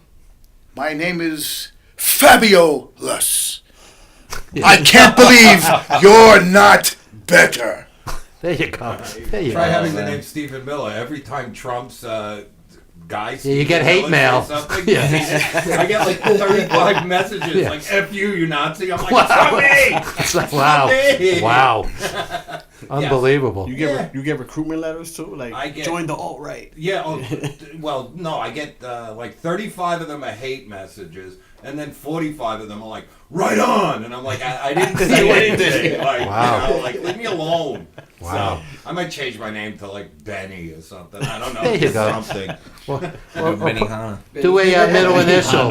Yeah. Like Z. Stephen Z. Miller. Yeah, he even has the same middle initial as me, that guy. Oh, really? So you're done. Wow. Yes, it's Stephen A. But he doesn't have the same middle name. I know that. Wow. Mine's Aloysius, so screw him. Well, maybe you should use that. Use that. Yeah. Stephen Okay. Aloysius Miller. No, just Stephen Aloysius. Or just be a single name. I'm Aloysius. One name. That's be a cool. wrestling name. That's a wrestling name. Aloysius. I'll go to the top rope with that. Aloysius. Aloysius ascending to the top turnbuckle. There he is, perched, waiting for his. And it rhymes with delicious, so you can do promos. Yes. Yeah. Aloysius and That's why you ever get the big money. Aloysius with his valet, Delicious. She comes licking the side of your face and stuff. He's got a whole gimmick for you already. Michael's already like he's into it. Like, And creativity, wrestling. Look, doing this crap 30 years. I'm sure I say some kind of a catchphrase. Next, Timothy Dark is like sitting and tapping his foot. Oh, yeah, I'm going to use this. I'm a rhyme. That's a rhyme right there. Aloysius, delicious. There you go. Yeah. Next Fictitious. album. Fictitious. Fictitious. Oh, yeah. But it won't ever be the same thing. I'll come in and rap, Timothy, I'll come in and rap because that's what you need. A 53-year-old white guy coming. You could be like my Eminem, Wait a second. We'll call him Crushed Ice. Public Call them Enemy's crushed older ice. than you. Crushed ice. Timothy, Yeah. what do you think of ageism in hip hop? Public Enemy and these guys are older than we are, right? Jay-Z's still doing it. Well, Jay-Z's in his 40s, but Yeah. Chuck D and those guys are in their yeah, 50s. They've been out there a long time. Well, when they come out with walkers and canes, they're old school, legit. Well, and the NWA guys are got to be getting up there because they got famous. Gotta be pushing 50, ago. right? Yeah. Well, Chuck D, Be Real from Cypress Hill, and Rage Against the Machine have like a group together now. So, that was smart. There you go. Combining talent. Okay. Yeah. Okay. Yeah. And so, what made you go from New York to Vegas? That's a big jump. Rent. Rent. Yeah. You said it. That's so true. Yeah. Yeah. I couldn't find a place here that was affordable. Wow. Yep. Yeah. Much like BB King's on 42nd Street, where I had some of the best nights of my life. They go out of business, and they say publicly we couldn't pay the rent. Yeah. It's ridiculous. Much like so many businesses in New York. Yeah. I mean, the rent has changed society. People don't realize, they don't really think the whole process out. In the old days, you'd hit adulthood, you want to get away from the parents, be independent. Now people are living at home till they're 30, 35, 40, particularly wrestling fans. So, also, couple meet and they go, hey, I'm paying high rent, you're paying high rent, let's move in together. Yeah. And they don't really know each other. Yep. So that's not good either, okay? Because inevitably that's going to... Well, you don't know someone until you live with them. Most of it's laziness too. Yeah. A lot of people just don't want to work hard for what they have. They rather live rent free with their parents. Yeah. The other thing is, when I was a kid, 1 week's pay was a month's rent. Now 2 or 3 weeks' pay is a month's rent. So people struggle. I mean, they really struggle. But that's in New York. If you go to like Indiana or Kentucky, they're like Walmart employees are making $15 an hour, but their economy there is much better. Prices are a lot lower, so you can actually buy a house for $250,000, and the place is enormous. My son has a huge house. I worked a wrestling gig with Johnny Valiant in Indiana. I don't want to live in Indiana. I want to live in New York. The odds are in New York. I wish I could take what I have in Nevada and bring it here. Yeah. There's no way. Well, Peace of mind. Vegas is exciting, at least. Yeah, that's true. Yeah. That is I saw Sam Kinison do a midnight show in Vegas. It was unbelievable. Yeah. So There's so much coming to Vegas too with the Oakland Raiders now, and then That's gonna talks be of crazy. the MLB team now. Yeah. There's a lot happening in Vegas. Well, they're supposed to build that train that goes from LA to Vegas. Yeah. I don't think that's gonna happen. No, it's too many They've been mountains, saying that bro. since Way the too many 50s. mountains. Right. Yeah, that's been since the 50s. Yeah, That's been that's in not happening. Yeah. Yeah. So at the very beginning of this show, Stephen Miller and I were discussing various politics, and we are the most divided in this country, probably since the Civil War. I initially said the Vietnam War, but somebody corrected me and said probably since the Civil War. Well, with the Vietnam War, at least there was a middle ground where there was conversation between two sides. Where it seems like there's no conversation anymore, where everyone's just so angry at each other and just yelling and screaming. Well, everybody feels that they're right. I mean, for instance, I hold this can up, everybody sees it's a can of Monster. So on the front, you see the big M juice on your side, but on my side, it says, on the eve of October 31st, each year, friend. And so we both see the same thing, but we're perceiving it different ways. Everybody's passionate about what they want, but, it's being like myself, I'm a conservative, but I'm middle ground stuff. I'm more of a centrist. Evan is a liberal, but he's more of a middle ground. He's a centrist. And when you have people that are mid ground, you're able to have a conversation. Yeah. When you're far right or far left or on either crazy, fringe part of the sides, that's when it's my way or the highway, and that doesn't work either. But here's the point I was going to make. Chris and I go to Timothy Dark shows, and there's every possible political denomination, every race, creed, color, age, religion, and everybody's having a good time. Everybody's getting along. Well, music unites. Music, that's exactly... I can't speak for Timothy, but I would think that's exactly what Timothy would want. That's my goal. Yeah, you don't want to isolate yourself to a certain group or a certain fan base, because eventually they outgrow you. That's why Dolly Parton never uses politics. Johnny Carson never used to show for politics, if you remember. Sometimes having that platform is best to keep your mouth shut. That is true. I don't get too heavy into politics here. This is an No, arts only on program. Facebook, and you have Yeah, like on what, your Facebook. I make block enemies list every is up to day. like That's a different world, 507. man. You and Christopher I lost Anino. my first cousin. Yeah. Xenophobe. Evan Ginzburg and Christopher Anino right now are having who could the high block list. I think Christopher Anino has got you by your. Chris Anino lost 450 friends and family. Wow. I've only lost 300. I'm trailing. You'll get there. I'll get there. I'll get there. Post a pro pro AOC meme. You're going to get at least 10 more blocks. Anyway, come to Timothy Dark shows where life is perfect and everybody gets along. No, seriously. Yes. It's harmonious. That last show we went to Highline Ballroom, 16th Street. Mm-hmm. I saw everybody from young kids to people in their 60s like Mike McHugh, and it's like everybody's having a good time together. There's no problem. Muslims, everything. Together. That's the way the world should be. When I die, sprinkle my ashes at the BAM R&B Fest at Metrotech and at some indie arena, some wrestling arena. It's where I'm happiest. Seriously. Totally, man. Seriously. Hopefully they don't take me out for uniting people. You know how they feel about people don't like unity. Well, you know? what did we? I posted on my header for my Facebook page several times. White hand shaking a black hand. Mm-hmm. That's what the politicians are really afraid of. Yeah. Blacks and whites are getting along. Yeah. Like let me add something because people are not psychic watching this. Chris is a conservative married to a black woman. Yeah. My wife's an immigrant black woman from Guyana. So please don't do the all conservatives are racist. Who comes to my all conservatives are xenophobes. That's ridiculous. Yeah. He comes to my shows and sits through Unpatriotic, and he loves the song. So. Because he's ripping on Trump and he enjoys the song. Well, the reason why is because it's just not somebody bitching on social media. I've made my political brain fart for the day and I get on my merry way. You don't contribute a goddamn thing. Create art, music, poetry, sculpt, paint, whatever. Create something. Make your protest. Just don't be a little bitch. This is my update. That should be your catchphrase in wrestling. Don't be a little bitch. That has some like Steve Austin to it. Go on, get on the mic. Don't be a little bitch. That's catchy. I think it works. Yeah, man. I think you got your But I have to say it with the snobby eye. Don't be a little bitch. There you go. Be more snobby with the merch with the mirror. Yes. Yeah, don't there be a you little go. bitch. Merch idea. Respect the main. Yeah, there you go. Respect the main. Since we're talking arts, I'd be remiss not to bring John Winnell on, who is an arts maven. He experiences everything. Let's take a little break and bring John Winnell on, our resident poet. Sorry, I don't give you more. Come on, let's go. It's time to go. Arch forward.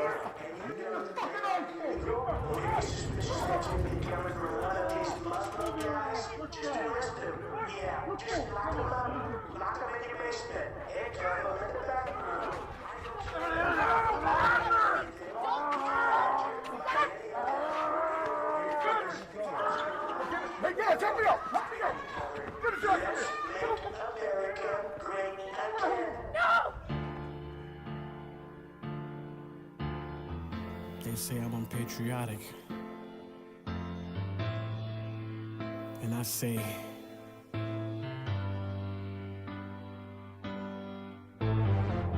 I pledge allegiance to the flag of the United States of America and to the republic for which it stands, one nation, under God, indivisible, with liberty and justice for all. They gon' call me unpatriotic because of what I see. Because of what I see. Because of what I see. They gon' call me unpatriotic. And that's alright with me.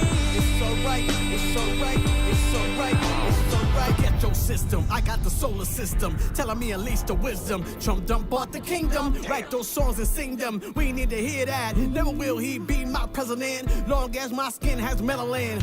For those of you that let them in, tell me is America reign again? Tell me who's got the rake again? They got those snakes in the White House, but I don't wanna blow that shit down. She told you she was on the borderline. Wall of lies call for us to rise. It's all about what you got inside. Black or white, straight or gay and bi. Latinos, come on, join the fight. We're all Americans tonight. Let me see you raise your banners high. Let me see your stars. Let me see your stripes. Let me see your fight. Yeah. Let me see your uppercuts. They trying to drag us through the mud. Ashley Judd, Meryl Streep, and me. Kaepernick, I see you on your knees. I'm a rage till I no longer breathe. That's word to the blood of a rosary. Mother Mary, say a prayer for me. Make a real life fighting against a man. Ain't wrong, it's pure American. And I go to war with just a pen. Revolution, you can't stop this. And I'm a patriotic. And they gon' call me. They gon' call me unpatriotic.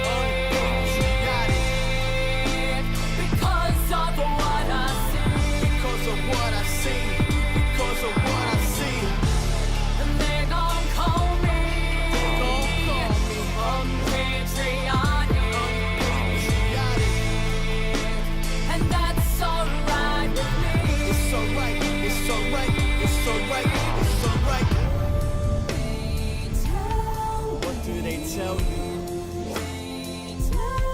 What do they tell you? What do they tell you? That I'm unpatriotic. What do they tell you? What do they tell you? What do they tell me? That I'm unpatriotic. They gon' call me.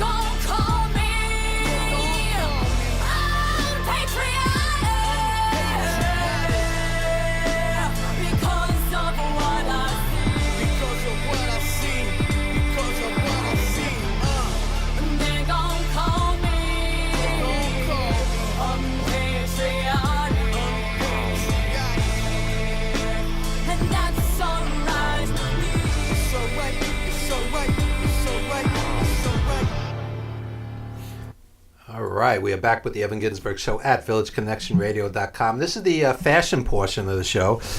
We have Pro Wrestling Stories, which I write for. I just did a nice piece on Pedro Morales, who the WWE unceremoniously forgot for 30 years.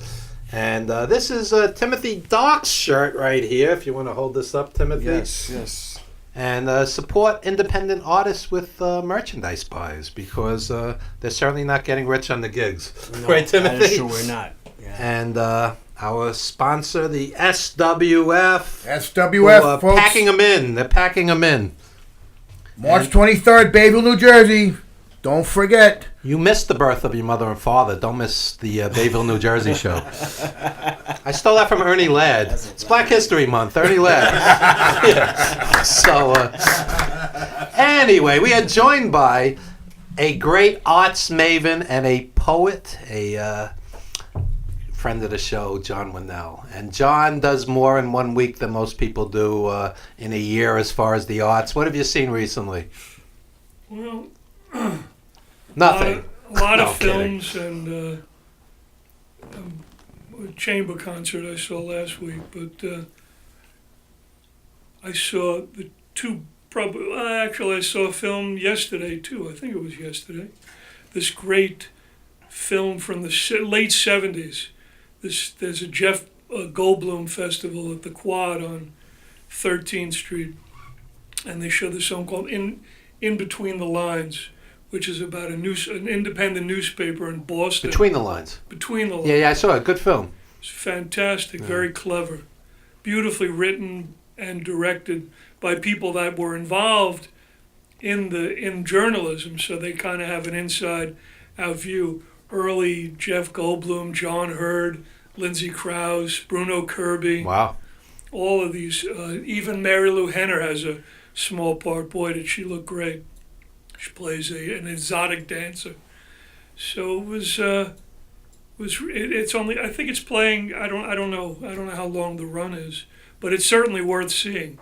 Hasn't been out. It's a new, I guess everything is DP now, everything's digital. So, but it's certainly worth seeing for those that still want to see a great story. Beautifully written, beautifully acted. What else did I see out in Astoria? I saw several masterpieces. One I'd never seen before, Roman Holiday, which won 3 Academy Awards. One for Audrey Hepburn, which is really remarkable. One for screenwriting, posthumously for Dalton Trumbo. He was blacklisted at the time, so he got it. He might have already, I guess it was posthumous, when he was recognized as the writer, and then I think costumes. And it was so beautifully written that, I mean, it's very universal. For those that have never seen it, run out and see it. It's a movie unto itself. And then Sunset Boulevard, which I hadn't seen in a long time either, which is really extraordinary. The beautiful Gloria Swanson, she plays this like a spidery role, really kind of beautiful and terrifying. And William Holden is in, the great William Holden, who was also in Robin Holiday, Gregory Peck. Last week I saw this. Back when movie stars were movie stars. Well, that's right. I was just having this conversation. There's very few movie stars today that are iconic. Surviving today, Sidney Poitier, Clint Eastwood. Forget the politics. I saw a Poitier film. I saw Blackboard Jungle, which I hadn't seen in years. But who alive today? Steve's a screenwriter. He could add to this. Pacino, De Niro, Hoffman, Meryl Streep, Barbara Streisand, Clint Eastwood, Poitier, Redford.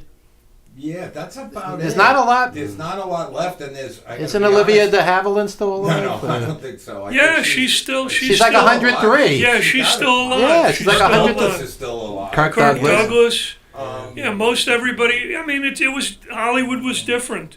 The star and Pam system, Grier. I love Pam Grier. The star system really was a different Hollywood. Is Cicely Tyson still with us? Yes. Cicely Tyson. Brilliant actress. Martin Sheen. Would you put Martin Sheen with that group? No, but maybe a second rung star. He still was at the end of the star scene. What's his name? Warren Beatty, Shirley MacLaine. Robert Duvall. Duvall's still around. Yeah, Stallone. Yeah. Not a great actor though. But still, he's a movie star. But he's iconic. A movie star. I don't think the system now. Peter Falk is still. Is Peter no, Falk? he died. He died a while back. I don't think the system. I sure hope so. They buried him. Yeah. No.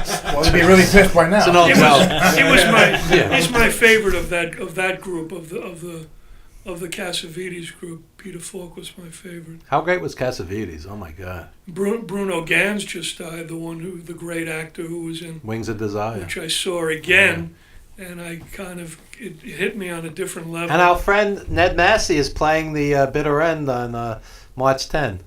Yeah, Ned Massey is a brilliant songwriter. Yeah, he is a good songwriter. He should stick to his own. The reason his name popped into my head, he did a play, and Wings of Desire was worked into the play. Right. Yeah, he's a good songwriter.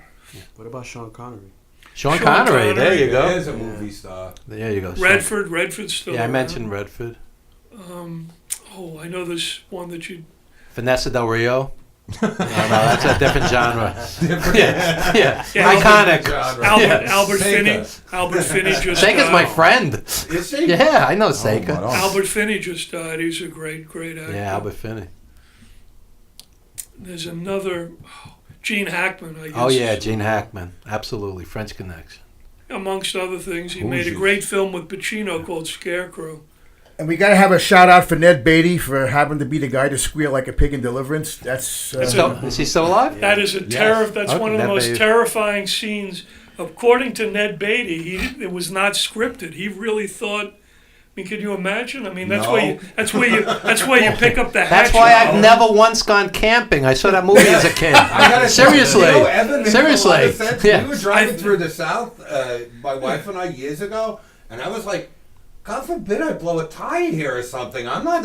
Get me back to I-95. About a Jew from New York. Right, I'm not going to be the top of the hit Italian list. Irishman on New York. Yeah. I lived in Louisiana when I was in the Army, and I used to go hunting with the sergeant that lived next door to me.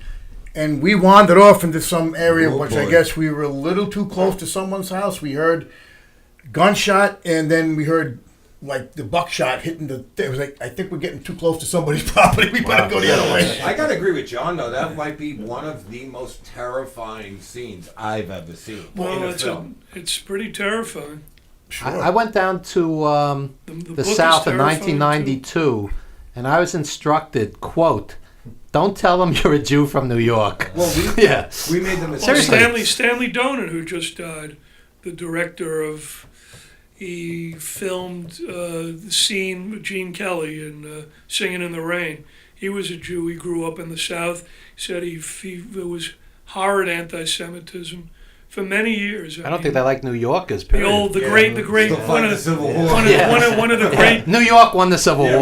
One of the great Groucho Marx stories. One of his wives, he intermarried, and there was a restricted when they had restricted. Clubs and pools and things like that. You know, no blacks, no Jews. So his daughter had gone into the pool. If you go further back, no Irish. And Irish. And they said to No Groucho, Italians. they No pulled him Italians. aside. Groucho was very famous. He said, "Excuse me, Mr. Marx, this is a restricted club." He says, "Well, she's half Jewish. Can she go in up to her waist?" Wow. Leave that up to Groucho to be sharper than everybody. Do you know why Jews like Chinese food so much? It's a true story. It's not a one-liner. The Chinese were treated worse than the Jews in the 1800s. Is that possible? This is true. So the Jews would go down to Chinatown, and they were treated well down there. Right. Yeah. So for 150 years, we love Chinese food. Well, they helped build the railroads in our country, so you know the Chinese really have contributed a lot. The Chinese connected. But they do it very humbly, you know. The Chinese connected the East to the West by building the railroads, and we banned them for over 50 years. That was our thank you. You know, true story. Thanks for building the railroads. I get the hell off. This is Evan's history lesson. This is America. No, really. Right. And who you did can't they have change- to kill to be able to build those railroads? So Every immigrant group was treated as cheap labor, How about and the the people slaves that- were treated as free labor. how about the people that were already here? How about the natives? Yeah. I mean, you could go on and on and on. I mean, you know, it's Yeah, a but strange. every culture had its, you know, the Nubians, Egyptians. I mean, there's always a culture of the people who Persians. Well, they all took they kind of incorporated whoever they conquered. Everybody had to pay dues. That's you know? true. I mean, Yeah. it's just great civilizations do that. But I mean, you know, the human race is vicious. What can we say? Well, if we weren't, we'd be overcrowded. So I mean, not wishing death on anybody, but you know, it's just the way it is. I mean, in the animal kingdom, it's pretty rough. Eat or be eaten. So I mean, at least we have some shred of human dignity to treat each other It nicely. still seems to be that way, but at least thank God we can.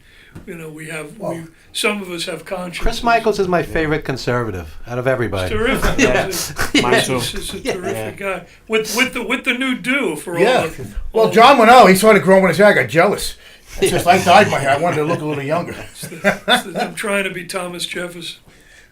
Hey, well, we'll help you with your And I'm quest. gonna learn, I'm going to learn to play the violin. Right, Thomas I'm going to Jefferson? learn to play the violin. I just miss his Indiana Jones hat. That's his trademark. I still have it. Oh, wow.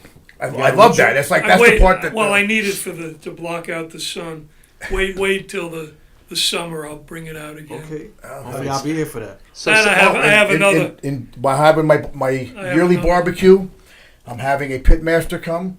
We're gonna have smoked.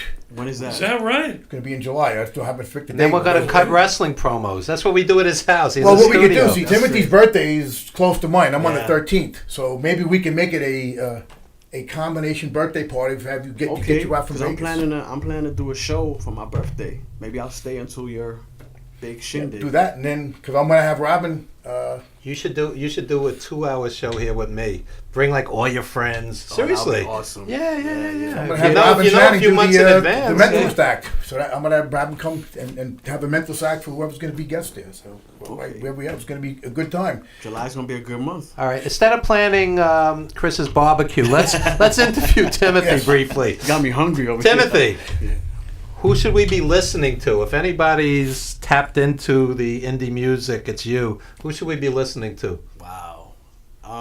And you realize anybody you forget, they're going to hate you. I know. But, That's hard. Well, I'm just going to say the people that submitted videos to me. Kid Hawk,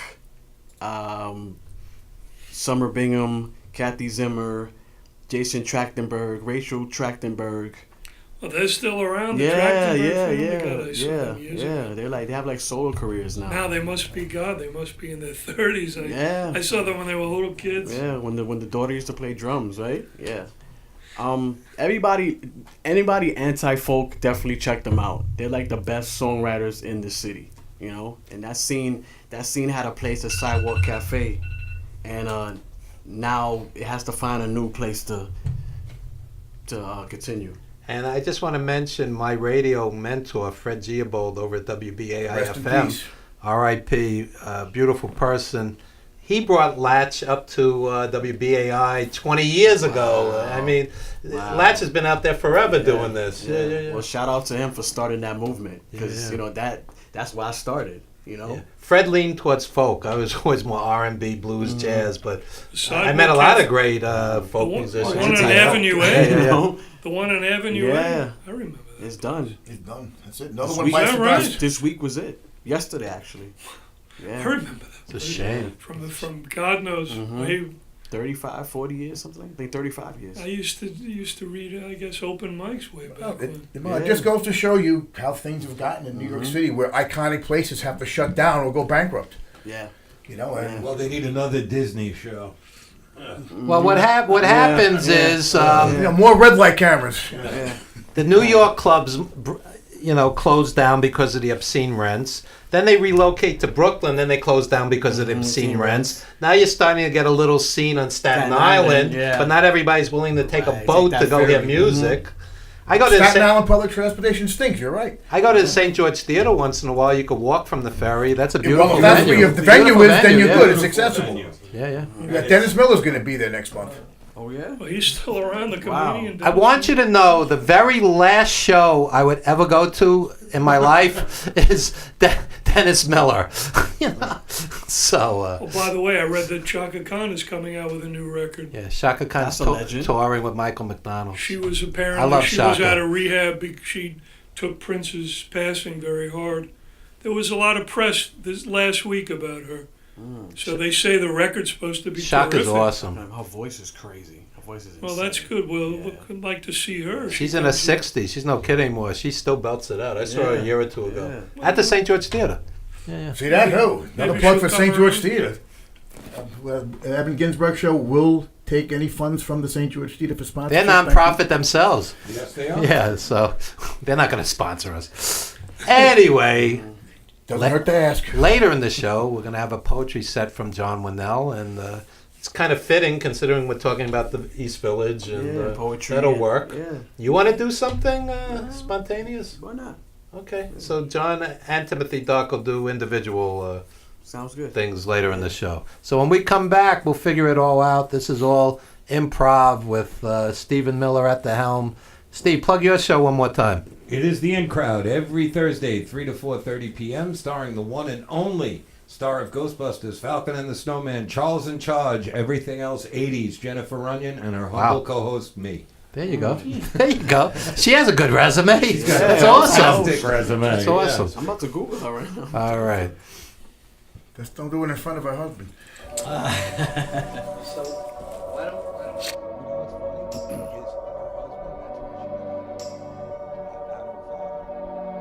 Johnny used to play stickball, but then he went and stuck his balls and bad inside of Miss Mary. Now he's got the HIV. Mary wanted to play doctor, and you know the whole block knocked her. Johnny didn't know and hit a killer, be a killer. Now this cat dad is mad as fuck. She let him play booties up, knowing she fucked everyone. Now he gotta go play manhunt and go and find this runaway. He packed his gun, she gotta pay. Sometimes the past comes back after all. All of those things that we used to do, back after all will come back in the end. All of those things. Johnny just don't give a fuck. He went and puffed the double Dutch. His eyes were red and looking scary. All he saw was a Bloody Mary driving in his red Land Rover. When he found her, it was over. Gave this doll eternal slumber. Then and there God called her number. Ambulances came and bagged her. In the morgue, morticians tagged her. Meanwhile, Johnny gotta flee. Red light, green light, 1, 2, 3. He thought he got away scot-free till Officer Simon said freeze. Sometimes the past comes back after all. All of those things that we used to do, back after all will come back in the end. All of those things. Wondering should he bust this dude till odds even said not to shoot. Now he's got a brand new home where they fight to play telephone. A playground for the undesirable. Most of them have lost their marbles and they long to slit their wrists. Some of them play catch and kiss. So now when guys are sad and lonely, they play Johnny on the pony. They all love to touch his booty, but don't know he has the cuties. He has the cuties. And sometimes the past comes back after all. All of those things that we used to do, back after all will come back in the end. All of those things. All of those things that we used to do. All of those things that we used to do. All those things that we used to do.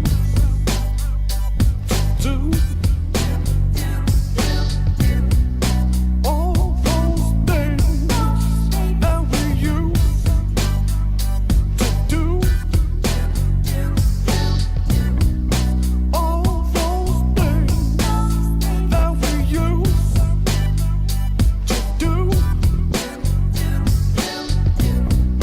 All those things that we used to do. All those things that we used to.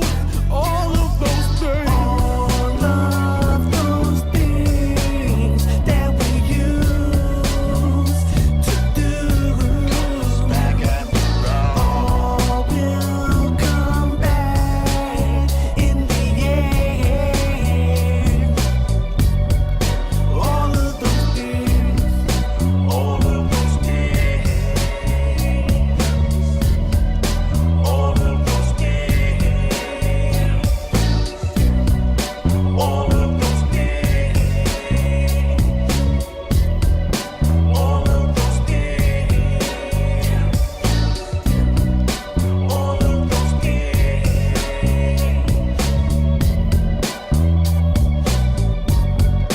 All of those things.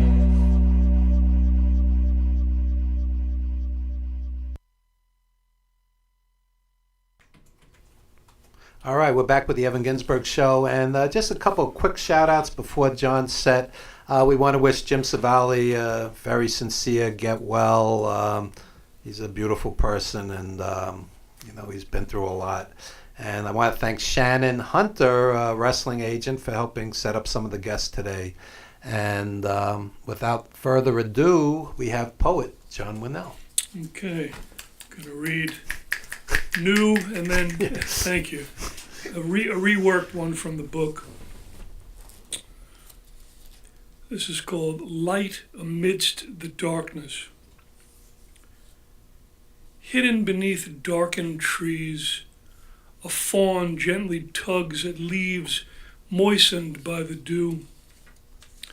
Light emerges softly as padded feet along the forest glens. Such is the day when across a wood-slated floor, beauty crouched beside an urban landscape, well shodden with frizzled jet-black hair and pearly skin. She graced the air with song while I, transfixed as a river's stone, allowed her grace as water flowing over lichened edges. Yet day passed into the cool dimness of twilight and frigid evening. As birds and butterflies flee the rant of starving predators, so too I drifted towards a stone grotto where I made shelter, forever seeking the dimness of the plains where she once sought water to quench her thirst.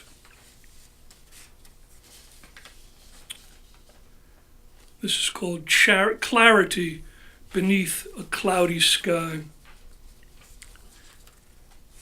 Gray surrounds as hovering twilight, even as the brisk hours of morning rise.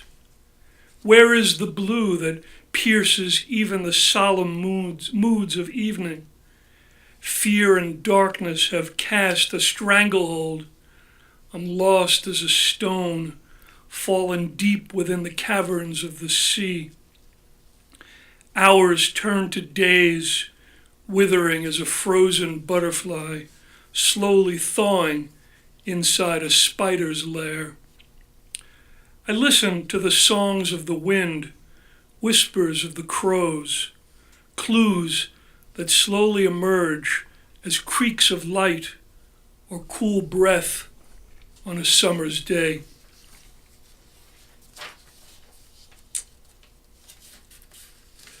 This is also about meeting someone I hadn't seen in a long time. It's called The Mermaid on Dry Land. I hold your face in solitude's dream, hazy and warm as an Italian summer sun. Did we meet all those years ago between volumes of Faust and Dante, temptations and journeys through hell? Did you succumb as I to feed demons and kiss angels? Only now, as winter has begun to lift its heavy scepter, do we meet again. You as radiant as that burnished sun, while I linger in solitude, still dreaming.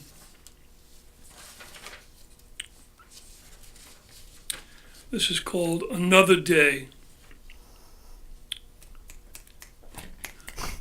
Thank you. Yes. Sudden brightness fills the room that's been dark for some time. Stillness flutters as birds begin to trill and feet echo off concrete. I am resigned to greet the light and rise, stretching limbs as a boxer preparing for the ring. The warmth of day is confusing as an Arctic chill has recently subsided, filling streets with moisture. The moon is new, as this is the commencement of a lunar year. Kids on holiday seem bored, not knowing how to ply the hours. I listen to stories, watch a climber freely scale the granite face of Yosemite's El Capitan, a samurai warrior, confident with the knowledge that any slip could plummet him through the clouds as Icarus. We hold our breaths with each grasp, safely seated in a darkened theater, only exhaling as the light from another day has begun to dim.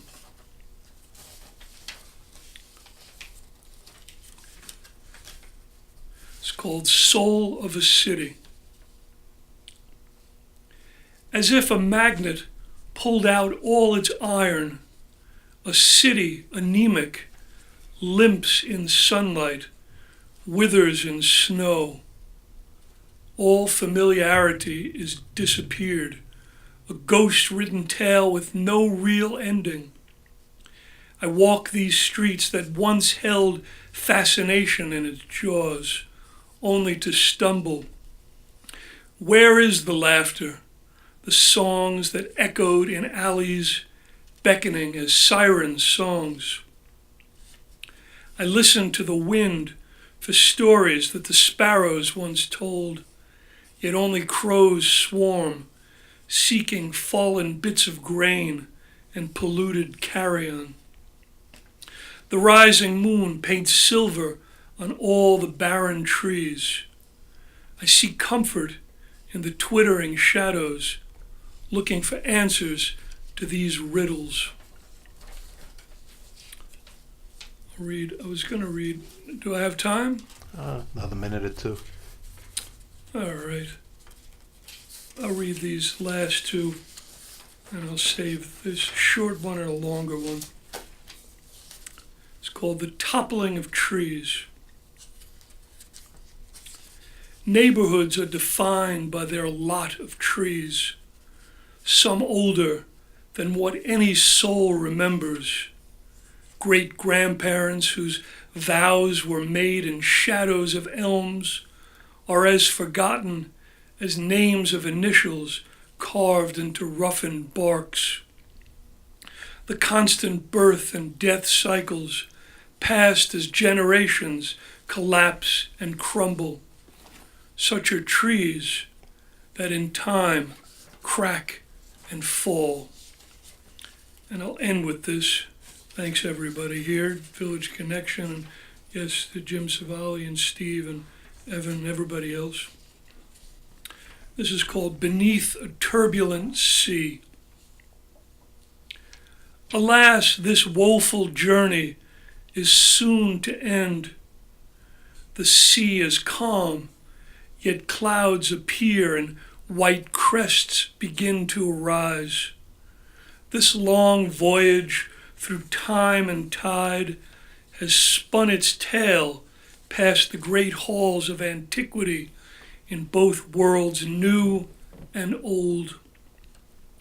Eyes now blurry sometimes fail to recognize faces or streets that once shone familiar. Where is the light that fashioned so many stones? Storm crows fiercely flap their wings, stabbing beaks now bloody with carrion. I am a lonely traveler, yet have tasted many delicacies. What strange dangers lie beneath the calm surfaces? I dance upon the waves while joy is still fashioned, knowing that the hour is late and the Leviathan is hungry.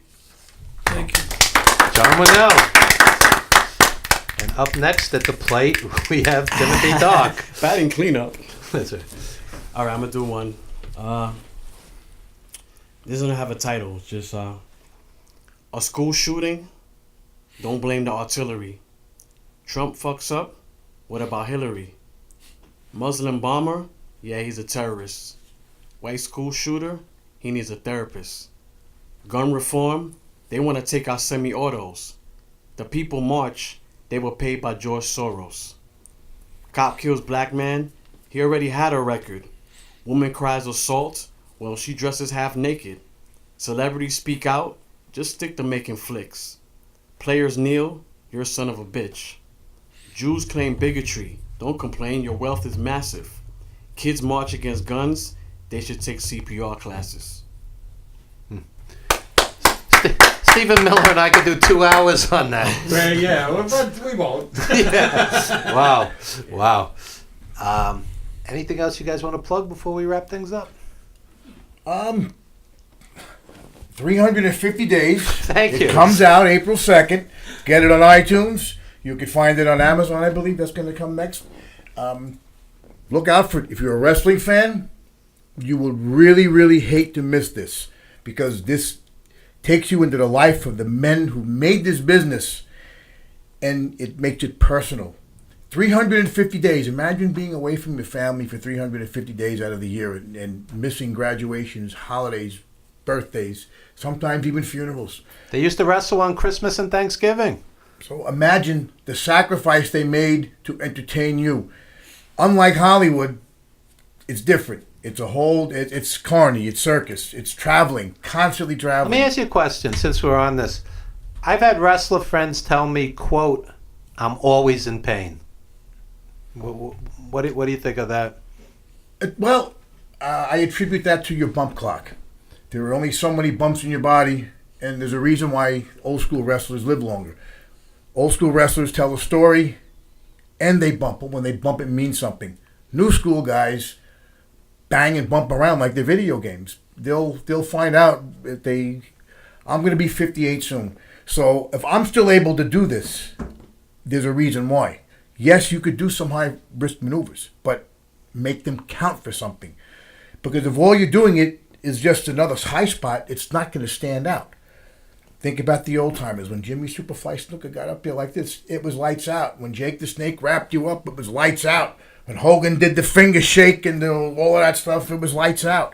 Now it's just another finishing move. Right. The finishing moves had meaning. They meant something, and everybody didn't copy the guy's finishing move. Now you'll see hundreds of thigh-slapping super kicks and DDTs, and the guy gets pinned with face full of powder. How the hell does that make sense? Mm-hmm. But, that's a whole other story.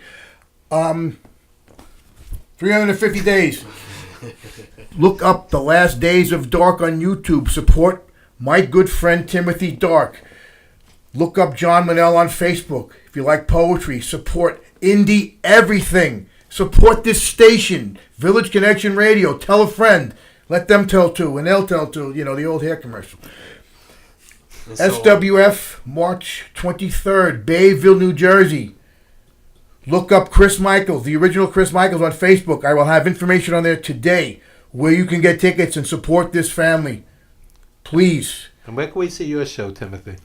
You can see Dark Music Television broadcast out of Nevada on socialmediashows.com. Okay. And support 350 Days. Thank you. Support Evan Ginzburg, because he you. always looks out for indie artists. I appreciate that. Yeah, definitely. Steven, anything you want to plug at the station? Any new shows? We got a few things coming up. I don't think they're completely booked yet, so I'll leave it at that. I just want to thank you, Evan. It's been I always love doing your show. I've done your show maybe 3 times, and it's always been my pleasure to do so. Yeah, we actually work well together. I'm not saying that just to say it. We actually work off each other pretty well, and it's a pleasure to meet your guests who run an interesting dichotomy amongst them, which that's what makes life interesting. Hey, how about Monty and the Pharaoh? Huh? Let's give a shout out to Monty and the Pharaoh. And Mike Monty that could take an upper right cross from Marty Jannetty. I like when Jimmy Farrow talks about something from 1982 and gets all emotional. And he gets so angry. Yeah, it's funny. I love the Pharaoh. He's great. Yeah. He's Jimmy funny Farrow, he's a musician with Stereo Hall. Look him up. Great guy, passionate. And don't take him lightly, and don't ever say anything about his mother, because you're going to find out what the leg scissors is all about. Support Chris Michaels, because he supports everyone. That is true. I do my part. I think the world needs more rappers, wrestlers, poets, DJs, and less politicians. What do you think, Steve? Less politicians and less reality stars. Thank you. Right. The old joke. Be more like Janice than Kardashian. Be a Janice, not a Kardashian. That's right. Be an Amy Winehouse, not a Kardashian. No, it's funny. I just said the other day on Facebook, I see people posing with so-called celebrities, and I go, who is this? I don't know who it is. Well, it's funny. I can go back if we have a second. Yeah, a bunch yeah, of years, my daughter, and she was maybe an early teenager at the time, was watching John and Kate +8. I didn't know what it was about, and I'm like, what do they do? And she said, they have 8 kids. I go, that's not what I asked. What do they do? What's their talent? They have babies. That's their talent. But it sounds like something they already did. Why is this fascinating to me? Like Rodney Dangerfield said, the best part of having kids is making them. That's right. No, but I look at it, we've become a lot of ways a popular society of Gabor sisters. You know, you remember the Gabor sisters? Yeah. So like, why are you famous? Ava and Jaja. Yeah. They're famous for being famous. Yeah, and that's that. And or for having a big booty. I mean, I would rather go especially see, now. Go to a club with 30 people and see Timothy Dark than sit with 10,000 in some arena to listen to a Kardashian.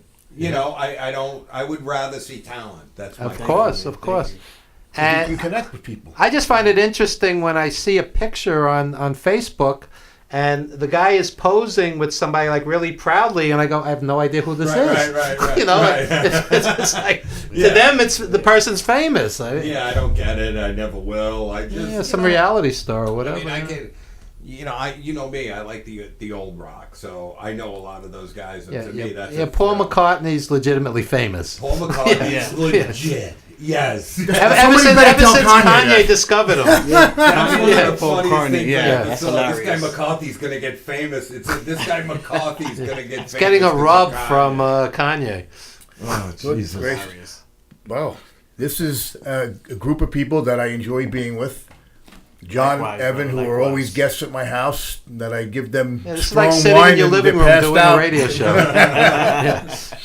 But this is what it's all about, folks. Whatever background you are, whatever orientation you are, I guess now whatever you identify as, I don't get into that, but people are people. When the lights go out, we're all black. That's what my ex-mother-in-law Mary used to say.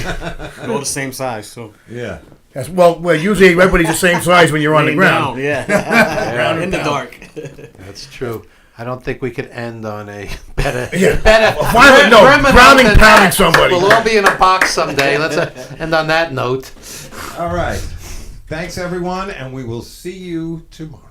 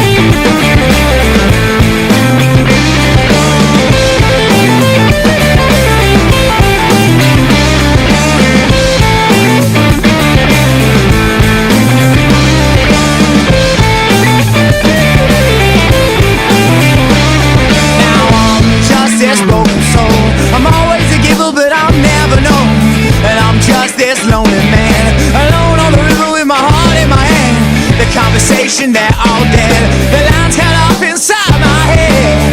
I left here like a broken man with no idea of where I stand. Oh, my mind clear.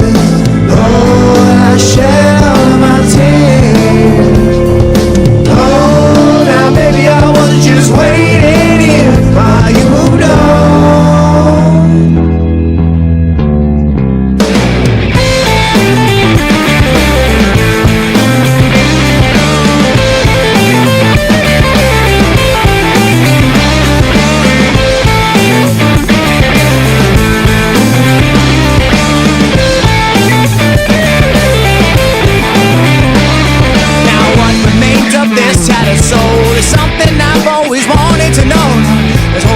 Security, this newfound freedom you kept from me.